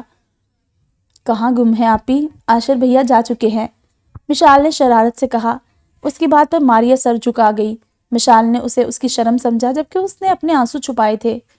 ویسے انکل آپ نے اس موٹی کو ڈانٹا نہیں، اس نے مجھے کتا کہا ہے۔ معاذ سے جب خاموشی ہضم نہ ہوئی تو دوبارہ بول اٹھا۔ میں نے کب کہا، خود ہی کہہ رہے ہو، وجیہہ نے جوس پیتے ہوئے اطمینان سے جواب دیا تھا۔ اس کی بات پر معاذ تلملایا۔ سب کو باتوں میں مصروف دیکھ کر ماریہ اٹھی اور جانے لگی۔ ماریہ ناشتہ تو کر لو صحیح سے، اسے جاتے دیکھ کر عاشر کی موم بولی۔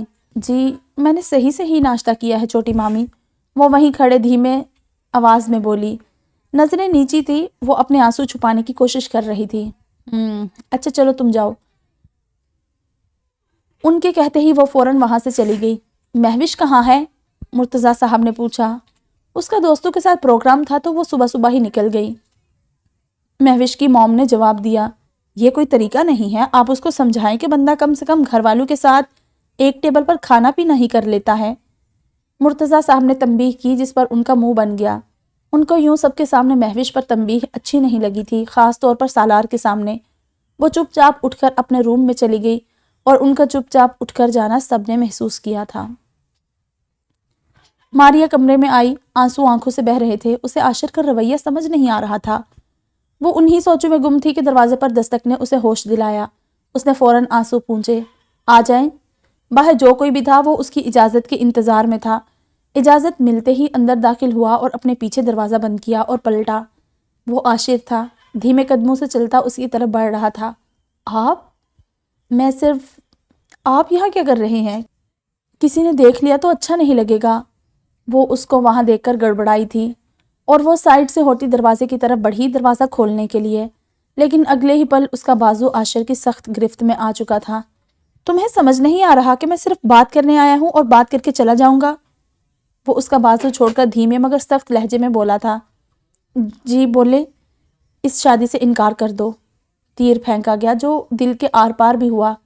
جی دیکھو ماریا، میرا تم سے کوئی ذاتی مسئلہ نہیں، تم بہت اچھی ہو، پر میں عائشہ سے کمیٹڈ ہوں اور میں نے کبھی تمہارے بارے میں ایسا کچھ سوچا بھی نہیں۔ ہم کبھی خوش نہیں رہ پائیں گے، سو بہتر ہوگا تم خود ہی اس رشتے سے انکار کر دو۔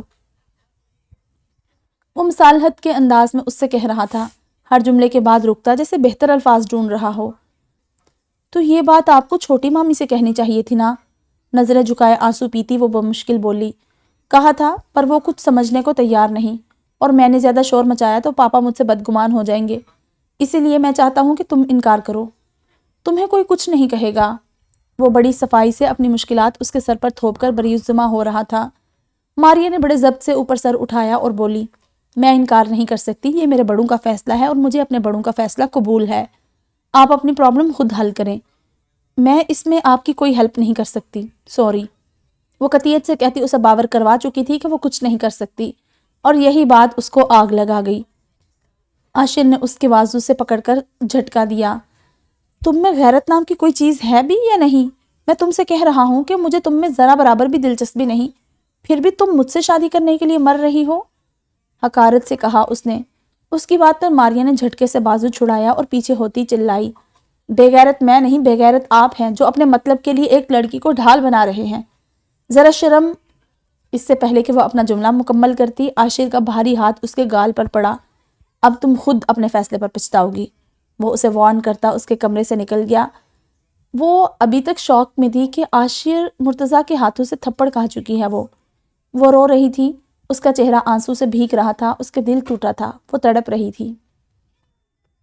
ماہین، موم کی آواز پر کچن سے آتی وہ پلٹی۔ جی بیٹا، ماریا کو دیکھنا ذرا، اگر وہ روم میں ہے تو اسے ذرا میرے پاس بھیجنا۔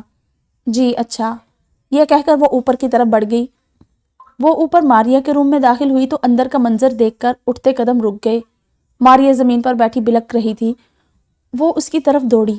ماریا، ماریا کیا ہوا؟ اس طرح کیوں رو رہی ہو میری جان؟ ماہین نے اس کے پاس بیٹھتے اسے اپنے ساتھ لگاتے ہوئے پوچھا۔ ماریا فوراً سے آگے بڑھ کر ماہین کے گلے لگ گئی۔ بھابھی، وہ عاشر آئے، وہ کسی اور سے پیار کرتے ہیں۔ وہ ہچکیوں کے درمیان بولتی ایک دم چپ ہو گئی اور شدت سے رونے لگی۔ بھابھی ایسا کیوں؟ وہ بہت رو رہی تھی۔ ماہین نے اسے اٹھایا اور بیڈ پر بٹھایا، پانی پلایا تو وہ کچھ سنبھلی۔ بھابھی، آپ کو پتہ ہے جب میں چھوٹی تھی نا، تب ایک بار چھوٹی مامی نے کہا تھا کہ ہمارے عاشر کی دلہن تو صرف ماریا بنے گی۔ پھر امی ابو کے منہ سے بھی ہمیشہ اپنے اور عاشر کے متعلق یہی سنا۔ ہاں، باقاعدہ رشتہ طے نہیں ہوا تھا، لیکن زبانی طور پر بات پکی تھی۔ ہمیشہ اسے ہی سوچا، اسے ہی چاہا، اور آج وہ مجھ سے کہہ رہا ہے کہ اسے مجھ میں کوئی دلچسپی نہیں۔ آنسو مسلسل بہہ رہے تھے، اس کی آواز میں تڑپ تھی۔ ماریا چپ کر جاؤ، اس طرح رونے سے کچھ نہیں ہوگا، چپ کر جاؤ میری جان۔ اس کو اس طرح بلکتے دیکھ کر ماہین کے بھی آنسو بہنے لگے۔ نہیں بھابھی نہیں، مجھے بچپن میں ہی یہ باور کروا دیا گیا کہ عاشر مرتضیٰ میرا نصیب ہے، صرف میرا۔ پھر میں نے بچپن سے صرف اسے ہی چاہا، صرف اسے ہی سوچا، اس پر اپنا حق سمجھ کر اس کی محبت مانگتی رہی اللہ سے، اور آج وہ مجھے کہہ کر گیا ہے کہ اسے مجھ سے محبت تو کیا، مجھ میں ذرا برابر بھی دلچسپی نہیں۔ مجھے لگا کہ وہ میری دعائیں میرے منہ پر مار گیا ہو۔ کیوں میری دعائیں کیوں قبول نہیں کی؟ اس کی محبت کو میرے نصیب میں کیوں نہیں لکھا بھابھی؟ آنسو تھے کہ تھمنے کا نام ہی نہیں لے رہے تھے۔ ماریا ایسے نہیں کہتے میری جان، مانتی ہوں تم نے عاشر کی محبت کو اپنی دعاؤں میں بہت مانگا ہوگا، میں سمجھ رہی ہوں کہ تمہارے دل کی اس وقت کیا حالت ہے، پر میری جان یوں اللہ سے شکوہ مت کرو، اللہ تو سب کی سب دعائیں قبول کرتا، اس کی تو شان ہے دینا، وہ اپنے بندوں کی دعاؤں کو رد نہیں کرتا، کمی تو ہمارے مانگنے میں رہ جاتی ہے۔ ماریا کے آنسو تھم گئے تھے، وہ ماہین کی گود میں سر رکھے اسے سن رہی تھی۔ اس کے بال سہلاتے ماہین نے پھر کہنا شروع کیا، اچھا دیکھو، ہر وہ چیز جو زمین سے آسمان تک کا سفر کرتی ہے اس کو کسی فیول یا انرجی کی ضرورت پڑتی ہے، جیسے جہاز، راکٹ وغیرہ۔ اسی طرح دعا کو بھی کسی طاقت کی ضرورت پڑتی ہے آسمان تک جانے کے لیے۔ وہ طاقت جو دعا کا زمین سے آسمان تک کا سفر طے کرواتی ہے، اور تمہیں پتہ ہے کہ وہ طاقت کون سی ہے، وہ انرجی کیا ہے؟ وہ ہے اللہ پر یقین۔ دعا میں جتنا زیادہ یقین شامل ہوگا، دعا اتنی ہی تیزی سے زمین سے آسمان تک کا سفر طے کرتی ہے، اور کم یقین یا یقین کے نہ ہونے پر دعا زمین اور آسمان کے درمیان ہی اٹک جاتی ہے۔ جب وہ اللہ تک پہنچتی ہی نہیں تو اس کے پورے ہونے کا سوال ہی کہاں پیدا ہوتا ہے، اور جو دعائیں اللہ تک پہنچ جاتی ہیں وہ ضرور پوری ہوتی ہیں۔ ہاں، کبھی کبھار ایسا ہوتا ہے کہ جو ہم نے مانگا ہوتا ہے وہ ہمارے حق میں بہتر نہیں ہوتا، تو ہم اللہ سے جو اپنے بندوں سے بے شمار محبت کرتا ہے کیسے امید رکھ سکتے ہیں کہ وہ ہمیں وہ عطا کر دے جو ہمارے حق میں بہتر نہیں؟ اور کبھی کبھار ایسا بھی ہوتا ہے کہ جو ہم مانگ رہے ہوتے ہیں وہ اس وقت کے لیے مناسب نہیں ہوتا جس وقت ہم مانگ رہے ہوتے ہیں، تو اللہ میاں اس دعا کو بہتر وقت کے لیے اٹھا کر رکھ دیتے ہیں۔ پھر یہ بھی ہے کہ جو ہم مانگ رہے ہوتے ہیں ہم اس کے قابل نہیں ہوتے، تو اللہ میاں پہلے ہمیں اس چیز کے قابل بناتے ہیں، پھر ہمیں وہ چیز عطا کرتے ہیں۔ تو دعائیں قبول ہوتی ہیں، ضرور قبول ہوتی ہیں، بس ہمارے مانگنے میں یقین شامل ہونا چاہیے، کامل یقین۔ وہ لگاتار بولتی جا رہی تھی اور ماریا اس کی گود میں سر رکھے اسے سننے میں مگن تھی۔ بھابھی اب بہت اچھا بولتی ہیں، آپ ٹھیک ہی کہہ رہی ہیں، شاید میری دعاؤں میں ہی کمی رہ گئی ہے، یا پھر اس میں اللہ کی کوئی مصلحت ہوگی۔ ماریا اس کی گود میں ہی لیٹے کہہ رہی تھی۔ ماہین اپنی باتوں کا مثبت اثر دیکھ کر خوش ہوئی، پر بھابھی میں اس رشتے کے لیے انکار نہیں کروں گی، میں کیوں بری بنوں، اسے انکار کرنا ہے تو خود کرے۔ ماریا اٹھ کر بیٹھتی ماہین سے بولی، بالکل، تمہیں کوئی ضرورت نہیں انکار کرنے کی، اسے کرنا ہوگا تو وہ خود کرے گا۔ اچھا چلو اب اٹھو، تیار ہو جاؤ، شاپنگ پر جانا ہے، اور نیچے موم بھی تمہیں بلا رہی تھی۔ ماہین کھڑے ہوتے ہوئے بولی، نہیں بھابھی مجھے نہیں جانا، آپ لوگ چلے جائیں۔ کیوں نہیں جانا؟ اٹھو فوراً، شاباش تیار ہو جاؤ، میں بھی ریڈی ہو کر آتی ہوں، وہ اسے زبردستی کھڑا کر کے کہتی تیار ہونے چلی گئی۔ ماہین تیار ہونے روم میں آئی تو سالار آئینے کے سامنے کھڑا بال جیل لگا کر سیٹ کر رہا تھا۔ ماہین کے روم میں انٹر ہوتے ہی اس نے اسے کن اکھیوں سے دیکھا۔ ماہین کبرڈ سے اپنا ڈریس نکال کر چینج کرنے چلی گئی۔ وہ چینج کر کے آئی تو سالار صوفے پر بیٹھا اپنے موبائل میں مصروف تھا۔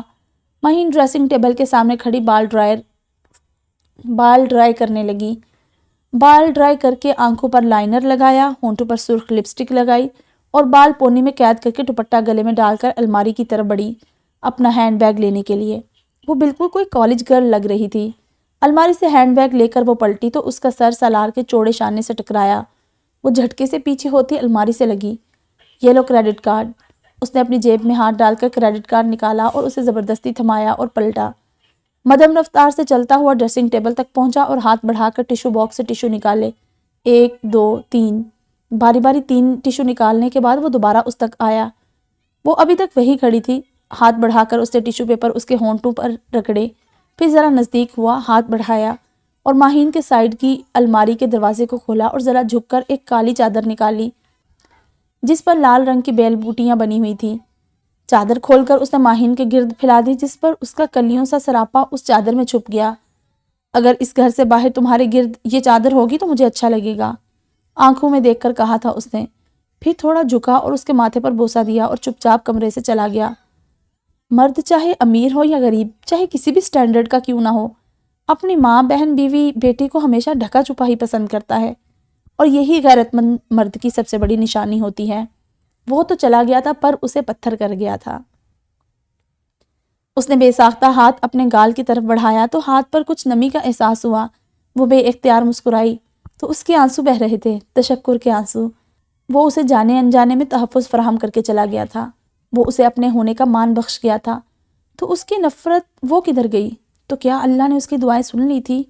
تو کیا سالار مصطفیٰ کے دل میں ماہین سالار کی محبت نے جگہ بنانی شروع کر دی تھی؟ بھابھی ماریا آپی، موٹے، سب جلدی آئیں۔ وجیہہ کی آواز پر وہ اپنی سوچوں سے باہر آئی، آنسو پونچھتی، چادر صحیح کرتی کمرے سے باہر نکلی۔ وہ نیچے پہنچی تو سب شاپنگ پر جانے کے لیے تیار تھے۔ سالار گھر سے جا چکا تھا، وہ لوگ بھی نکل گئے۔ مال پہنچ کر سب اپنی اپنی شاپنگ میں بزی ہو گئے۔ ماریا، تم نے ویڈنگ ڈریس چوز کر لیا؟ سب کے ساتھ ہی چلتے ہوئے ماہین کو خیال آیا۔ نہیں، وہ میں اکیلے کیسے چوز کروں؟ آپ ہیلپ کریں گی تو ہی پھر کچھ سمجھ آئے گا، ماریا بولی۔ اچھا چلو پھر پہلے ویڈنگ ڈریس اور اس سے میچنگ سامان ہی خرید لیتے ہیں، باقی سب اتنا بڑا مسئلہ نہیں۔ وجیہہ آ جاؤ، اس نے وجیہہ کو ساتھ چلنے کے لیے پکارا۔ نہیں بھائی، میں نہیں جا رہی، میں نے تو ابھی اپنا ڈریس بھی سلیکٹ نہیں کیا۔ تو تمہاری شادی ہو رہی ہے کیا، جو میں نے اب تک اپنا ڈریس بھی سلیکٹ نہیں کیا؟ آخری جملہ معاذ نے خاص اسی کے انداز میں بولا تھا۔ موٹے، تم چپ کرو، اور بھابھی آپ چلی جائیں ماریا آپی کے ساتھ، میں تھوڑی دیر میں آپ لوگوں کو جوائن کرتی ہوں۔ وہ پہلے معاذ اور پھر ماہین سے بولی۔ اٹس اوکے، ڈونٹ وری بھابھی، آپ دونوں جائیں، میں اس بلی کا دھیان رکھوں گا کہ کہیں بھاگ نہ پائے۔ معاذ نے آخری جملہ کہتے ہوئے ماہین کی طرف دیکھ کر آنکھ دبائی۔ ماہین اور ماریا ہنستے ہوئے مال کے اوپر کے فلور کی طرف بڑھ گئی اور وجیہہ معاذ کو گھوری سے نواز کر اپنے سلیکشن میں مصروف ہو گئی۔ High alert! مال میں موجود تمام لوگوں سے گزارش ہے کہ مال کو جلد سے جلد خالی کرے۔ مال کے اوپری حصے میں آگ لگ گئی ہے، آگ تیزی سے پھیلتی جا رہی ہے، قابو پانا مشکل ہو رہا ہے۔ آپ تمام لوگوں سے گزارش ہے کہ مال کو جلد سے جلد خالی کریں۔ سالار مسلسل معاذ اور ماریا کے سیل پر ٹرائی کر رہا تھا، پر دونوں میں سے کوئی فون پک نہیں کر رہا تھا۔ ٹی وی پر مال میں آگ لگنے کی خبر سن کر وہ فوراً چابی لے کر مال کی طرف نکلا تھا اور ساتھ ساتھ فون بھی ٹرائی کر رہا تھا۔ معاذ نے فون پک کر لیا تھا۔ معاذ، تم لوگ ٹھیک ہو؟ بھائی، وہ بھابھی، کیا بھابھی، کیا ہوا ماہین کو؟ کہاں ہے وہ ایک دم جنونی ہوا۔ بھائی، وہ ماریا آپی اور بھابھی اوپر فلور پر گئی تھی اور ڈریس لے کر آئی تھی، پر بھابھی اوپر پرس بھول آئی تھی تو وہ دوبارہ لینے گئی تھی۔ ماریا ان لوگوں کو مل گئی تھی اور اسی نے ساری بات انہیں بتائی تھی۔ تو تم کہاں مرے ہوئے تھے؟ وہ دھاڑا۔ آج ہی تو سالار کے دل نے ماہین کو مانا تھا، دل کی دنیا بدلی تھی، اسے ماہین کی محبت کا احساس ہوا تھا، اور آج اللہ، یہ کیا ہو گیا؟ میری ماہین کو اپنے حفظ و امان میں رکھنا۔ وہ سسکا۔ آج زندگی کی بے اعتباری اس نے دیکھی تھی۔ کہاں ہے ماہین؟ سالار جب تک وہاں پہنچا تب تک مال کا اوپری حصہ جل کر تباہ ہو چکا تھا۔ بھائی، کچھ پتا نہیں، یہاں پولیس بات ہی نہیں سن رہی۔ معاذ بہت گھبرایا ہوا تھا، جبکہ ماریا اور وجیہہ مسلسل کانپتی ہوئی رو رہی تھی۔ سالار نے ایک نظر دونوں کی طرف دیکھا اور بولا، عاشر کو کال کرو اور تم ان دونوں کو لے کر فوراً گھر جاؤ۔ رش اور افراتفری کی وجہ سے اپنی گاڑی نہیں ڈھونڈی جا سکتی تھی۔ سالار پولیس آفیسر کی طرف بڑھا۔ وہ بہت الجھا ہوا تھا، اسے لگ رہا تھا کہ جیسے وہ ماہین کو کھو دے گا۔ وہ آفیسر کو ماہین کا حلیہ بتا رہا تھا کہ اس کے پاس سے ایک اسٹریچر گزرا، جس پر لیٹے وجود کو دیکھ کر ماریا چلائی، بھابھی! سالار نے اس کی چیخ پر اس کی طرف دیکھا اور پھر اس کی نظروں کے تعاقب میں دیکھا۔ وہاں ایک بری طرح جلی ہوئی لڑکی تھی، جس کے چہرے سے بھی اس کی شناخت ناممکن تھی۔ وہ ماہین تھی، اس کی ماہین۔ ماریا بھاگ کر اس کی طرف بڑھی۔ وہ ساکت کھڑا تھا، بالکل ساکت۔ ماریا باڈی کے ہاتھ پر موجود بریسلٹ کو کنگال رہی تھی، وہ ماہین ہی تھی۔ سالار لڑکھڑاتے قدموں کے ساتھ اس کی طرف بڑھا، اس کا چہرہ چھوا جو مکمل جلا ہوا تھا۔ وہ ساکت تھا، چہرے پر بہتے آنسوؤں تک کا احساس نہ ہو رہا تھا اسے۔ کس طرح عاشر نے اسے سہارا دیا، کس طرح سب ماہین کو لیے ہاسپٹل پہنچے، لیکن اب وہ ہاسپٹل میں بینچ پر بیٹھا سسک رہا تھا، اپنی زندگی کو اپنے ہاتھوں سے جاتا دیکھ رہا تھا۔ Maheen, I love you, I really love you, please come back, please forgive me. وہ سر ہاتھوں میں گرائے آنسو بہا رہا تھا کہ ڈاکٹر روم سے باہر آئی۔ وہ اٹھا، پل میں ان تک پہنچا۔ عاشر بھی ساتھ تھا۔ اطلاع پر گھر والے بھی جمع ہو گئے تھے۔ ماہین کیسی ہے؟ سالار نے پوچھا تو ڈاکٹر نے ایک نظر سالار کی طرف دیکھا اور بولی، دیکھیں صبر کریں، اللہ کے ہر کام میں بہتری۔ میں نے آپ سے پوچھا ہے کہ ماہین کیسی ہے، آنسر می۔ ڈاکٹر کی بات پوری ہونے سے پہلے ہی وہ دھاڑا۔ عاشر نے اس کے کندھے پر ہاتھ رکھا۔ شی از نو مور، ہم انہیں نہیں بچا سکے۔ وہ بری طرح جلی ہوئی تھی، باڈی کا ہر پارٹ متاثر تھا، اور فیس تو اتنی بری طرح ڈیمیج تھا کہ مجھے حیرت ہے کہ آپ نے انہیں پہچان کیسے لیا۔ سب سکتے میں تھے۔ سالار لڑکھڑاتا ہوا بینچ پر بیٹھا تھا، اس کی نظروں میں پچھلے گزرے سارے سین چل رہے تھے، اس کا اور ماہین کا ملنا، اس کی نفرت اور محبت، وہ تو اب ہونے لگی تھی۔ یہ کیا ہو گیا تھا؟ وہ سر جھکائے ماتم کر رہا تھا کہ اس کا فون بجا۔ فون کی بیل پر اس نے پاکٹ سے فون نکالا، خالی خالی نظروں سے اسکرین کو دیکھا اور پک کر لیا۔ سر، آرزو انڈسٹریز سے جو ہم نے کانٹریکٹ سائن کیا تھا وہ لوگ اب مسئلہ کر رہے ہیں، کانٹریکٹ میں چینجز کرنا چاہ رہے ہیں، اور اس سے پہلے کہ وہ کچھ اور بولتا وہ کاٹ چکا تھا۔ آنکھوں سے آنسو بہہ رہے تھے۔ کالز دوبارہ آنے لگی۔ سالار کی آنکھیں پل بھر میں لال ہوئی۔ وہ کھڑا ہوا، فون اٹھایا۔ تمہیں سمجھ نہیں آ رہا، میں بات نہیں کرنا چاہتا، میری بیوی مر گئی ہے، میری ماہین، وہ چلایا، پر آواز میں وہ مضبوطی نہیں تھی جو اس کی شخصیت کا خاصہ تھی۔ آج اس کی آواز میں اس کا ٹوٹا پن بول رہا تھا۔ سالار، وہ تھما تھا اس آواز پر۔ یہ آواز تو ماہین کی تھی۔ ماہین؟ سالار، مصطفیٰ کی ماہین۔ دوسری طرف سے ایک ہاتھ سے فون کان پر لگائے دوسرا ہاتھ منہ پر رکھے وہ اپنی سسکیوں کو دبا رہی تھی۔ ماہین کہاں ہو تم؟ سالار، میں جمی کے ساتھ ہوں۔ میں نے پوچھا ہے کدھر ہو تم، ایڈریس بتاؤ۔ جمی کا نام اسے آگ لگا گیا۔ ماہین سے ایڈریس پتہ کرنے کے بعد وہ وہاں سے نکلا۔ نکلتے وقت اس نے سب کو بتا دیا تھا کہ وہ ماہین کو لینے جا رہا ہے۔ سب خوش کے ساتھ حیران بھی ہوئے، مگر کسی نے اس وقت کچھ پوچھنا مناسب نہیں سمجھا۔ ماہین؟ سالار اس کے بتائے ہوئے پتے پر پہنچا۔ وہ فلیٹ تھا، دروازہ ماہین نے ہی کھولا تھا۔ سالار فوراً آگے بڑھا اور اسے گلے لگا لیا۔ چند پل وہ اسے ایسے ہی اپنے سے لگائے کھڑا رہا جیسے اس کے ہونے کا یقین کر رہا ہو، پھر اس کی طرف دیکھا۔ ماہین شرم اور گھبراہٹ سے لال ہو رہی تھی۔ سالار نے اس کے ماتھے پر بوسہ دے کر اسے خود سے الگ کیا۔ تم یہاں؟ سالار نے ماہین سے کچھ کہنا چاہا، مگر پیچھے جمی کو دیکھ کر وہ خاموش ہو گیا۔ ماہی مال میں آگ لگنے کے ڈر سے بے ہوش ہو گئی تھی، اور اتفاق سے اس وقت میں بھی وہیں تھا تو ماہی کو ساتھ لیے سیفلی باہر نکل آیا۔ جمی بولا۔ اس کا لفظ سالار کو آگ لگا رہا تھا۔ ماہین، چلو، سب انتظار کر رہے ہوں گے گھر پر۔ جمی کو اگنور کرتے سالار نے کہا، اور کہتے ساتھ ہی ماہین کا ہاتھ پکڑے گھر سے باہر نکل گیا۔ بھابھی، اللہ کا شکر ہے کہ آپ ٹھیک ہے، ورنہ ہماری تو جان ہی نکل گئی تھی۔ اور سالار بھائی، وہ تو، پٹر پٹر بولتی وجیہہ کو سالار کی گھوری نے چپ کرایا۔ بیٹا، کبھی دوسروں کو بھی موقع دیا کرو۔ شاباش، اٹھو جاؤ۔ شکورہ کو کہو کہ لال مرچیں لے کر آئے، میں اپنے بچوں کی نظر اتاروں۔ سالار کی موم یعنی فصیحہ بیگم نے کہا۔ نظر اتارنے کے بعد فصیحہ بیگم بولی، ماہین جاؤ، شاباش بیٹا، اب تم آرام کرو، پھر آگے ویسے بھی بہت تھکن کے دن آنے والے ہیں، جاؤ شاباش۔ ماہین کے جاتے ہی وہ اپنی دیورانی کی طرف مڑی۔ صباحت، مہوش کہاں ہے؟ بھابھی، وہ صبح گئی تھی نا اپنی فرینڈز کے ساتھ، تو اب رات تک ہی آئے گی۔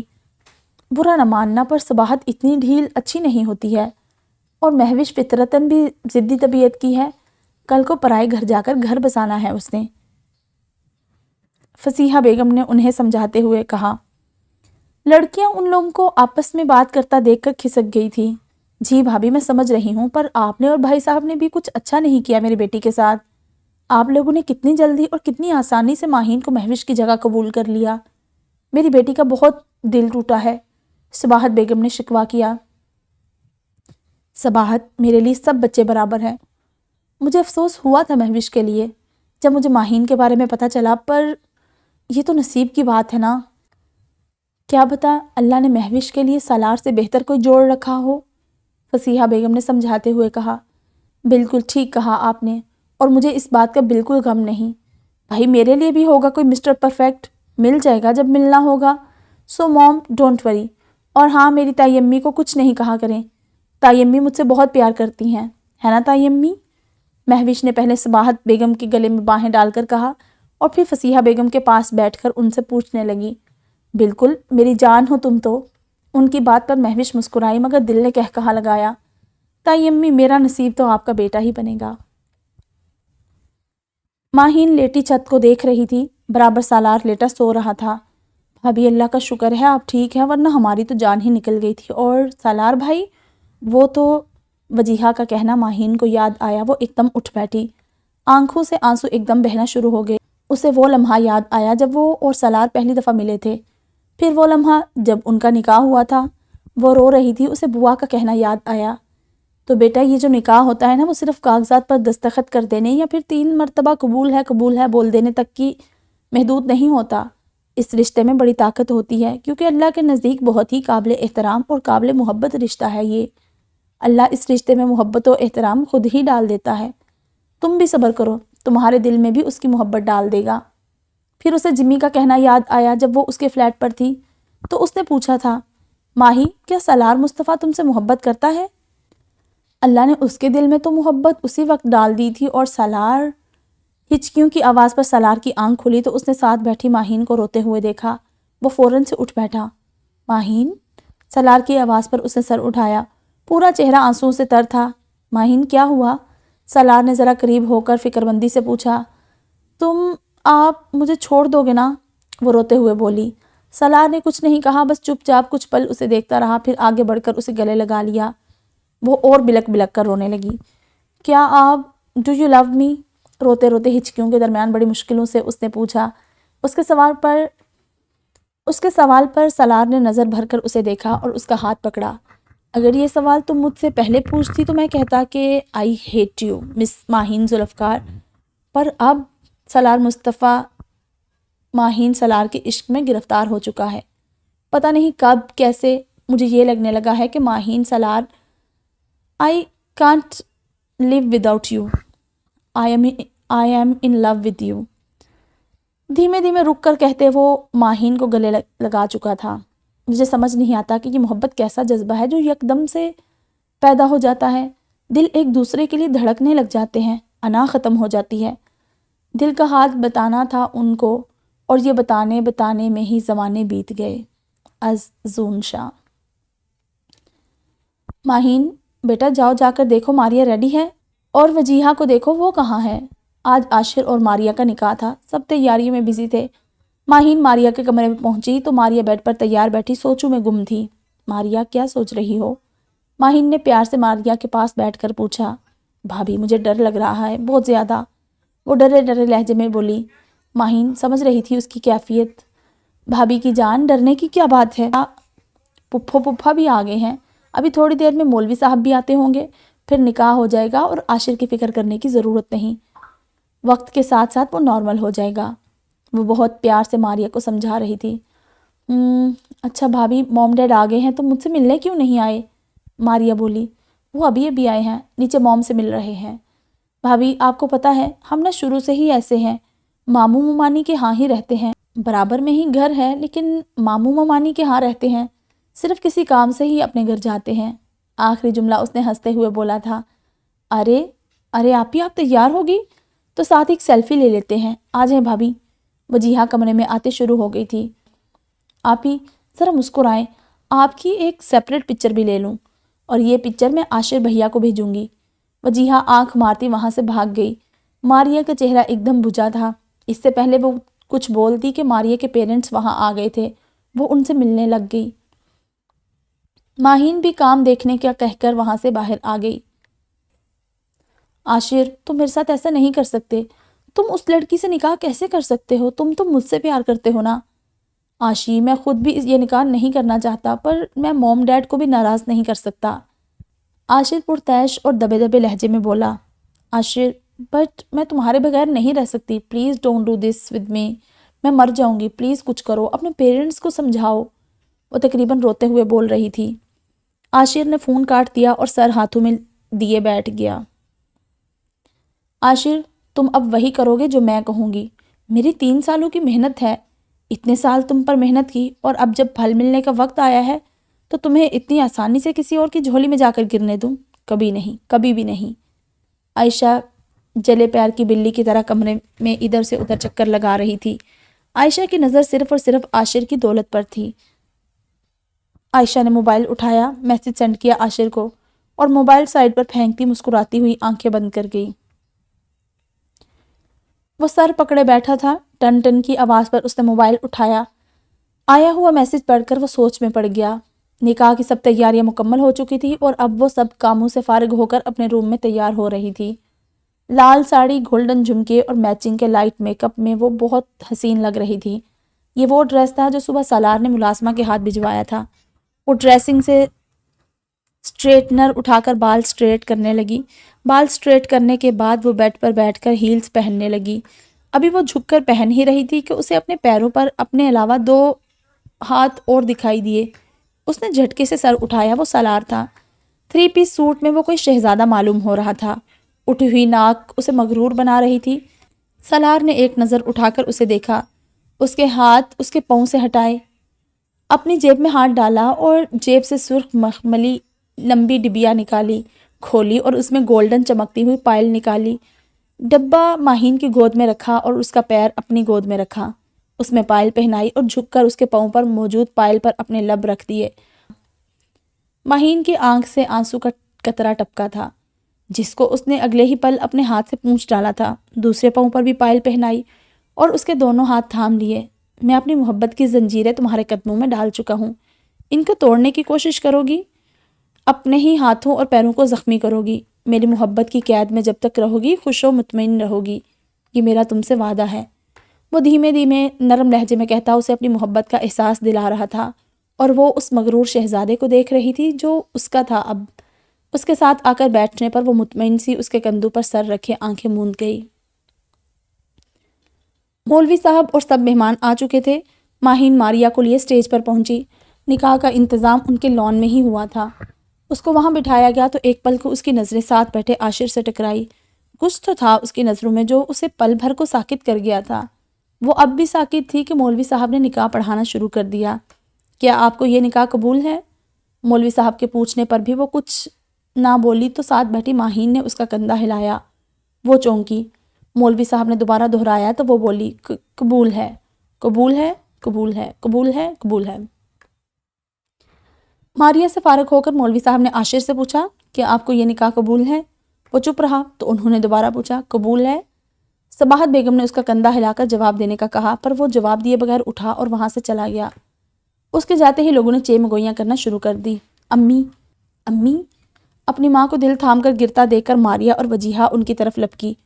ان کو ہاسپٹل لے جایا گیا۔ وہ ICU کے باہر لٹی پٹی حالت میں بیٹھی اپنی ماں کے لیے دعائیں کر رہی تھی کہ سامنے سے آتے عاشر کو دیکھ کر وہ جھٹکے سے اٹھی تھی۔ پپھی کی طبیعت کا سن کر وہ فوراً ہاسپٹل پہنچا تھا کہ سامنے سے آتی ماریا نے جھٹکے سے اس کا گریبان پکڑا۔ اگر میری موم کو کچھ ہوا نا تو میں تمہاری جان لے لوں گی۔ دھاڑتے ہوئے وہ اس کی باہوں میں گری تھی۔ وہ اپنے کمرے میں ہاتھوں میں سر دیے بیٹھا ہوا تھا۔ ماریا کا گھرانا اور پھر اس کی باہوں میں بے ہوش ہو جانا بار بار اس کے ذہن کے پردے پر کسی فلم کی طرح چل رہا تھا۔ جو کچھ میں نے عائشہ کے کہنے پر کیا، کیا مجھے وہ نہیں کرنا چاہیے تھا؟ وہ خود سے بولا تھا، یا اللہ میں کیا کروں؟ وہ بے بسی سے چیخا تھا۔ وہ 25 سالہ مرد آج بے بس ہو رہا تھا۔ اسے سمجھ نہیں آ رہا تھا کہ جب وہ عائشہ سے محبت کرتا ہے تو بار بار وہ ماریا کے خیال آنے پر تڑپ کیوں رہا ہے۔ عاشر بھائی، وجیہہ چیختے ہوئے کمرے میں داخل ہوئی۔ اسے بیڈ پر بیٹھے دیکھ کر وہ فوراً اس کے قریب پہنچی۔ آپ یہاں بیٹھے ہیں اور آپ کی وجہ سے میری آپی موت کے دراہے پر کھڑی ہیں۔ نہ وہ جی رہی ہیں نہ مر رہی ہیں، بس تکلیف میں ہیں۔ آپ ذمہ دار ہیں اس سب کے۔ میں آپ کو معاف نہیں کروں گی، کبھی بھی نہیں عاشر بھائی۔ وہ روتے روتے بول رہی تھی۔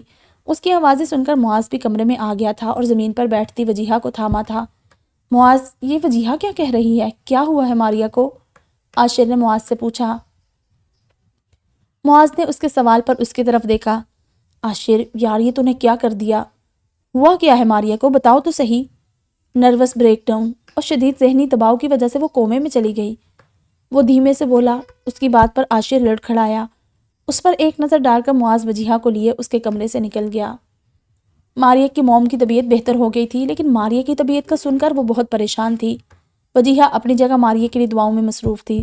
سالار اور ماہین ماریا کے ساتھ ہسپتال میں ہی تھے۔ مہوش عاشر کے پاس آئی۔ عاشر کمرے میں لائٹس آف کیے بیٹھا ہوا تھا۔ بھائی، وہ ہلکے سے بولی۔ لائٹس آن کرتے وہ اندر آئی۔ عاشر کے کندھے پر ہاتھ رکھا۔ بھائی، آپ نے ایسا کیوں کیا؟ ماریا بہت اچھی ہے بھائی، میری اس سے کبھی خاص دوستی نہیں رہی، لیکن وہ بہت اچھی ہے۔ مہوش نے عاشر پر نظر ڈالی جو نظریں جھکائے اسے سن رہا تھا۔ بھائی، آپ کو پتہ ہے بچپن سے میری اور سالار کی بات طے تھی، میں اس سے محبت کرتی تھی۔ یہ کہتے ہی اس نے گال پر ٹپکتے ایک آنسو کو پونچھا تھا، لیکن پھر ماہین آ گئی۔ مجھے اس سے نفرت ہو گئی تھی کیونکہ اس نے میری محبت کو مجھ سے دور کر دیا تھا، سالار کو مجھ سے چھین لیا تھا۔ عاشر نے ایک نظر اپنے سے 1 سال چھوٹی بہن کو دیکھا جو شاید زندگی میں پہلی دفعہ اس سے کچھ شیئر کر رہی تھی۔ اتنی دفعہ دل چاہا کہ ماہین کی جان لے لوں یا ان دونوں کے بیچ نفرت پیدا کر دوں، پر میں کبھی کچھ کر ہی نہیں پائی۔ پتہ ہے کیوں؟ کیونکہ میری موم نے میری تربیت ایسی نہیں کی۔ کہہ کر اس نے گہری سانس بھری۔ عاشر نے اس کے ہاتھ پر اپنا ہاتھ رکھا جیسے اسے ہمت دی ہو۔ لیکن اب میں قبول کر چکی ہوں اس حقیقت کو، وہ میری قسمت میں نہیں تھا، یا تو وہ میرے لیے اچھا نہیں تھا یا میں اس کے لیے اچھی نہیں تھی، یا تو وہ میرے قابل نہیں تھا یا میں اس کے قابل نہیں تھی۔ آنسو کو روکتی وہ اٹھی اور کمرے سے چلی گئی، اور وہ پیچھے بند ہوتے دروازے کو دیکھتا رہ گیا۔ وجیہہ معاذ کے ساتھ ہسپتال آئی ہوئی تھی، ماریہ سے بات کرنے، اس سے التجا کرنے، اسے یہ بتانے کہ اس کا یوں روٹھنا سب کو کتنا تکلیف دے رہا ہے، مگر سب بے سود تھا۔ وہ جس سے روٹھی تھی وہ باخبر ہو کر بھی منانے نہ آیا تھا، وہ اس کا طویل انتظار کر رہا تھا۔ شکر، عاشر نے انکار کر دیا، عین نکاح کے وقت، ورنہ میری سالوں کی محنت پر پانی پھر جاتا۔ عاشر اپنی پریشانی اور الجھن شیئر کرنے عائشہ کے گھر آیا تھا۔ دروازہ کھلا دیکھ کر وہ اندر داخل ہوتا چلا گیا، لیکن پھر ڈرائنگ روم سے آتی آوازیں سن کر اسے رک جانا پڑا۔ اندر کمرے سے آتی عائشہ کی آواز اس پر اس کی اوقات واضح کر رہی تھی۔ ویسے یہ عاشر فیضان سے بھی بڑی پارٹی ہے، کسی دوسری لڑکی کی آواز آئی۔ وہی تو، جبھی تو اتنے سالوں سے اس کے پیچھے پڑی ہوں، ورنہ تم تو جانتی ہو کہ عائشہ کسی پر اتنے سال ضائع نہیں کرتی۔ وہ اور بھی بہت کچھ کہہ رہی تھی، مگر جو وہ سن چکا تھا وہ اس کے لیے کافی تھا۔ اس کا بس نہیں چل رہا تھا کہ سب کچھ فنا کر دے۔ اتنے سال سے وہ صرف اور صرف ایک لڑکی کے ہاتھوں کا کھلونا بنا رہا۔ وہ گاڑی ڈرائیو کرتا ہسپتال جا رہا تھا، بس اسے اب اور دیر نہیں کرنی تھی کہ ماریہ امید چھوڑ بیٹھے اس کے آنے کی۔ لیکن آج ایک بار پھر وہ ایک غلطی کرنے جا رہا تھا، ایسی غلطی جس کا خامیازہ اسے زندگی بھر بھگتنا تھا۔ ماہین بی بی، آپ سے کوئی ملنے آیا ہے، ملازمہ نے اس کے کمرے میں آ کر اطلاع دی تھی۔ کون آیا ہے؟ ماہین بال برش کرتی مصروف سی بولی۔ بی بی جی، کوئی جمی صاحب ہیں۔ جمی؟ اچھا، اس کو بٹھاؤ میں آتی ہوں۔ ماہین اس کو بول کر الماری سے کپڑے نکال کر چینج کرنے چلی گئی۔ چینج کر کے وہ نیچے آئی تو جمی بیٹھا ہوا تھا۔ اس کے آتے ہی وہ کھڑا ہو گیا۔ السلام علیکم۔ جمی نے حیرت سے ماہین کی طرف دیکھا، سر پر سکارف، کندھوں پر پھیلا دوپٹہ، اور پھر اس کا سلام کرنا۔ ہے، کیسی ہو ماہین؟ اتنی بدل گئی ہو؟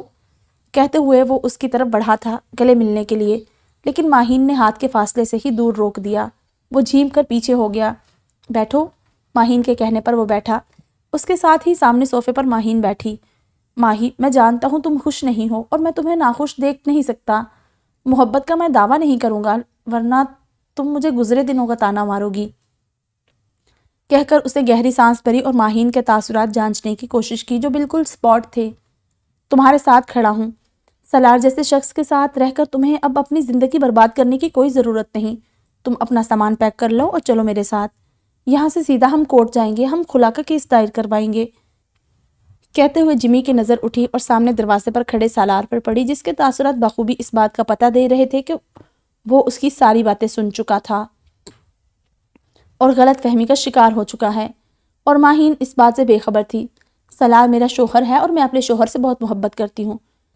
تمہاری کی ہوئی بکواس آج تو میں نے سن لی، مگر آئندہ اس طرح کی کوئی بھی بکواس ہماری دوستی پر بہت گہرا اور برا اثر چھوڑ سکتی ہے۔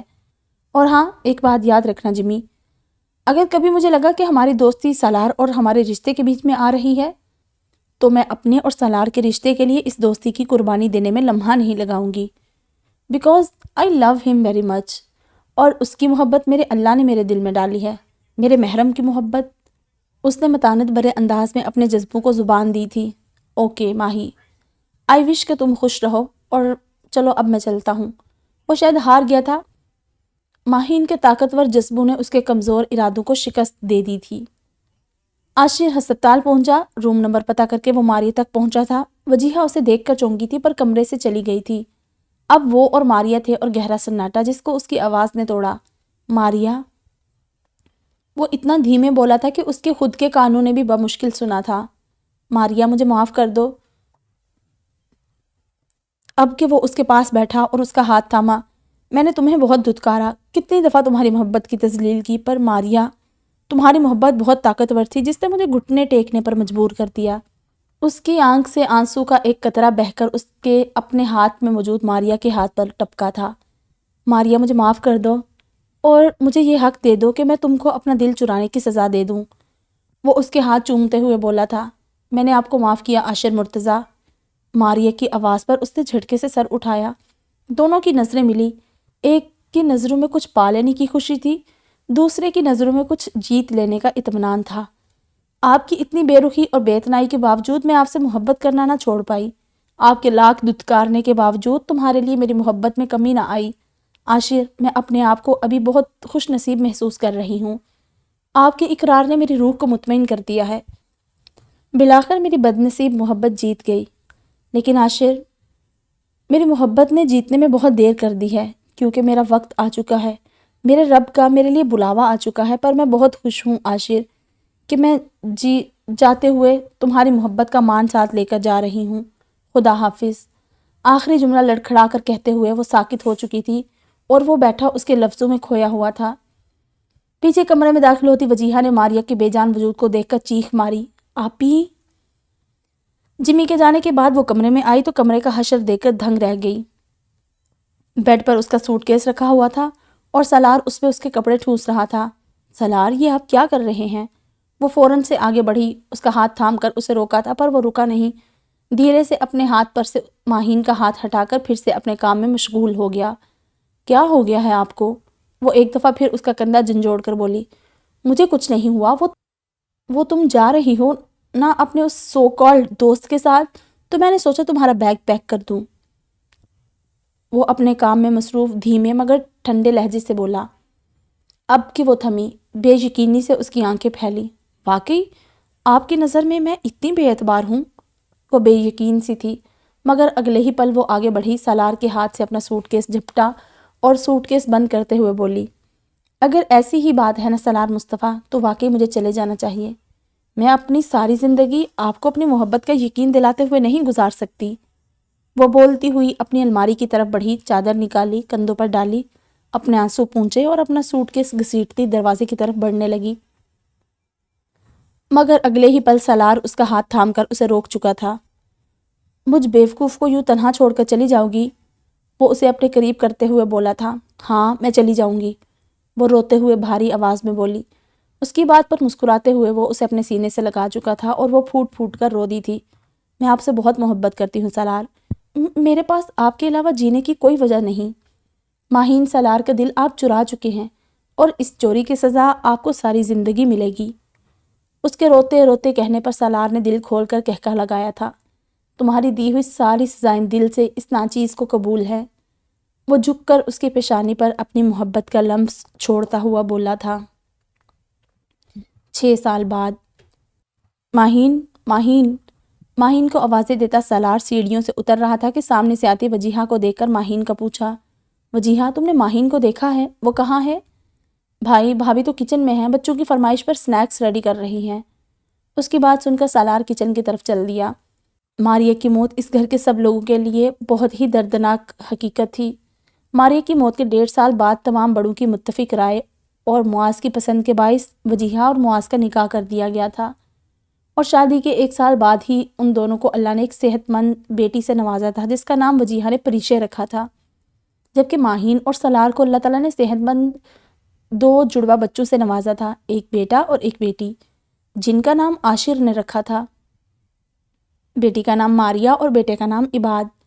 مہوش کی بھی شادی عفان نامی کامیاب بزنس مین سے ہو گئی تھی اور اب وہ اپنے شوہر اور ایک 4 سالہ بیٹے کے ساتھ کینیڈا میں خوش و خرم زندگی گزار رہی تھی۔ سب اپنی زندگیوں میں آگے بڑھ چکے تھے، رک گیا تھا تو بس عاشر تھا، جو آج بھی ماریا کی یاد میں اپنی ویران زندگی کے پل کاٹ رہا تھا۔ دل میں بسنے والی اے لڑکی، کیوں دل تو نے چرا لیا میرا، میں تو تنہا بیٹھا ہوں، اب تیری یاد میں جیتا ہوں، تیری یاد میں مرتا ہوں۔ اے پیاری لڑکی، کیوں تم میرے دل کو بنجر کر کے مٹی تلے جہاں آباد کیے بیٹھی ہو، دل کو میرے چرا کر مجھے ہی دغا دے بیٹھی ہو، کیوں مجھے تنہا اس جہاں میں جینے کی سزا دیے چلی گئی ہو۔ از زون شاہ۔ وہ اپنی بالکنی میں بیٹھا چائے پیتا اپنی ڈائری میں غزل لکھ رہا تھا۔ ایک نظر اس نے نیچے بیٹھے چائے پیتے ماہین، سالار، وجیہہ اور معاذ اور ان کے برابر کھیلتے بچوں پر ڈالی اور اس کی آنکھ سے آنسو ٹپکا تھا۔ ماریا کی یاد میں ختم شد۔ تو یہ تھا ہمارا آج کا ناول، دل تو نے چرا لیا۔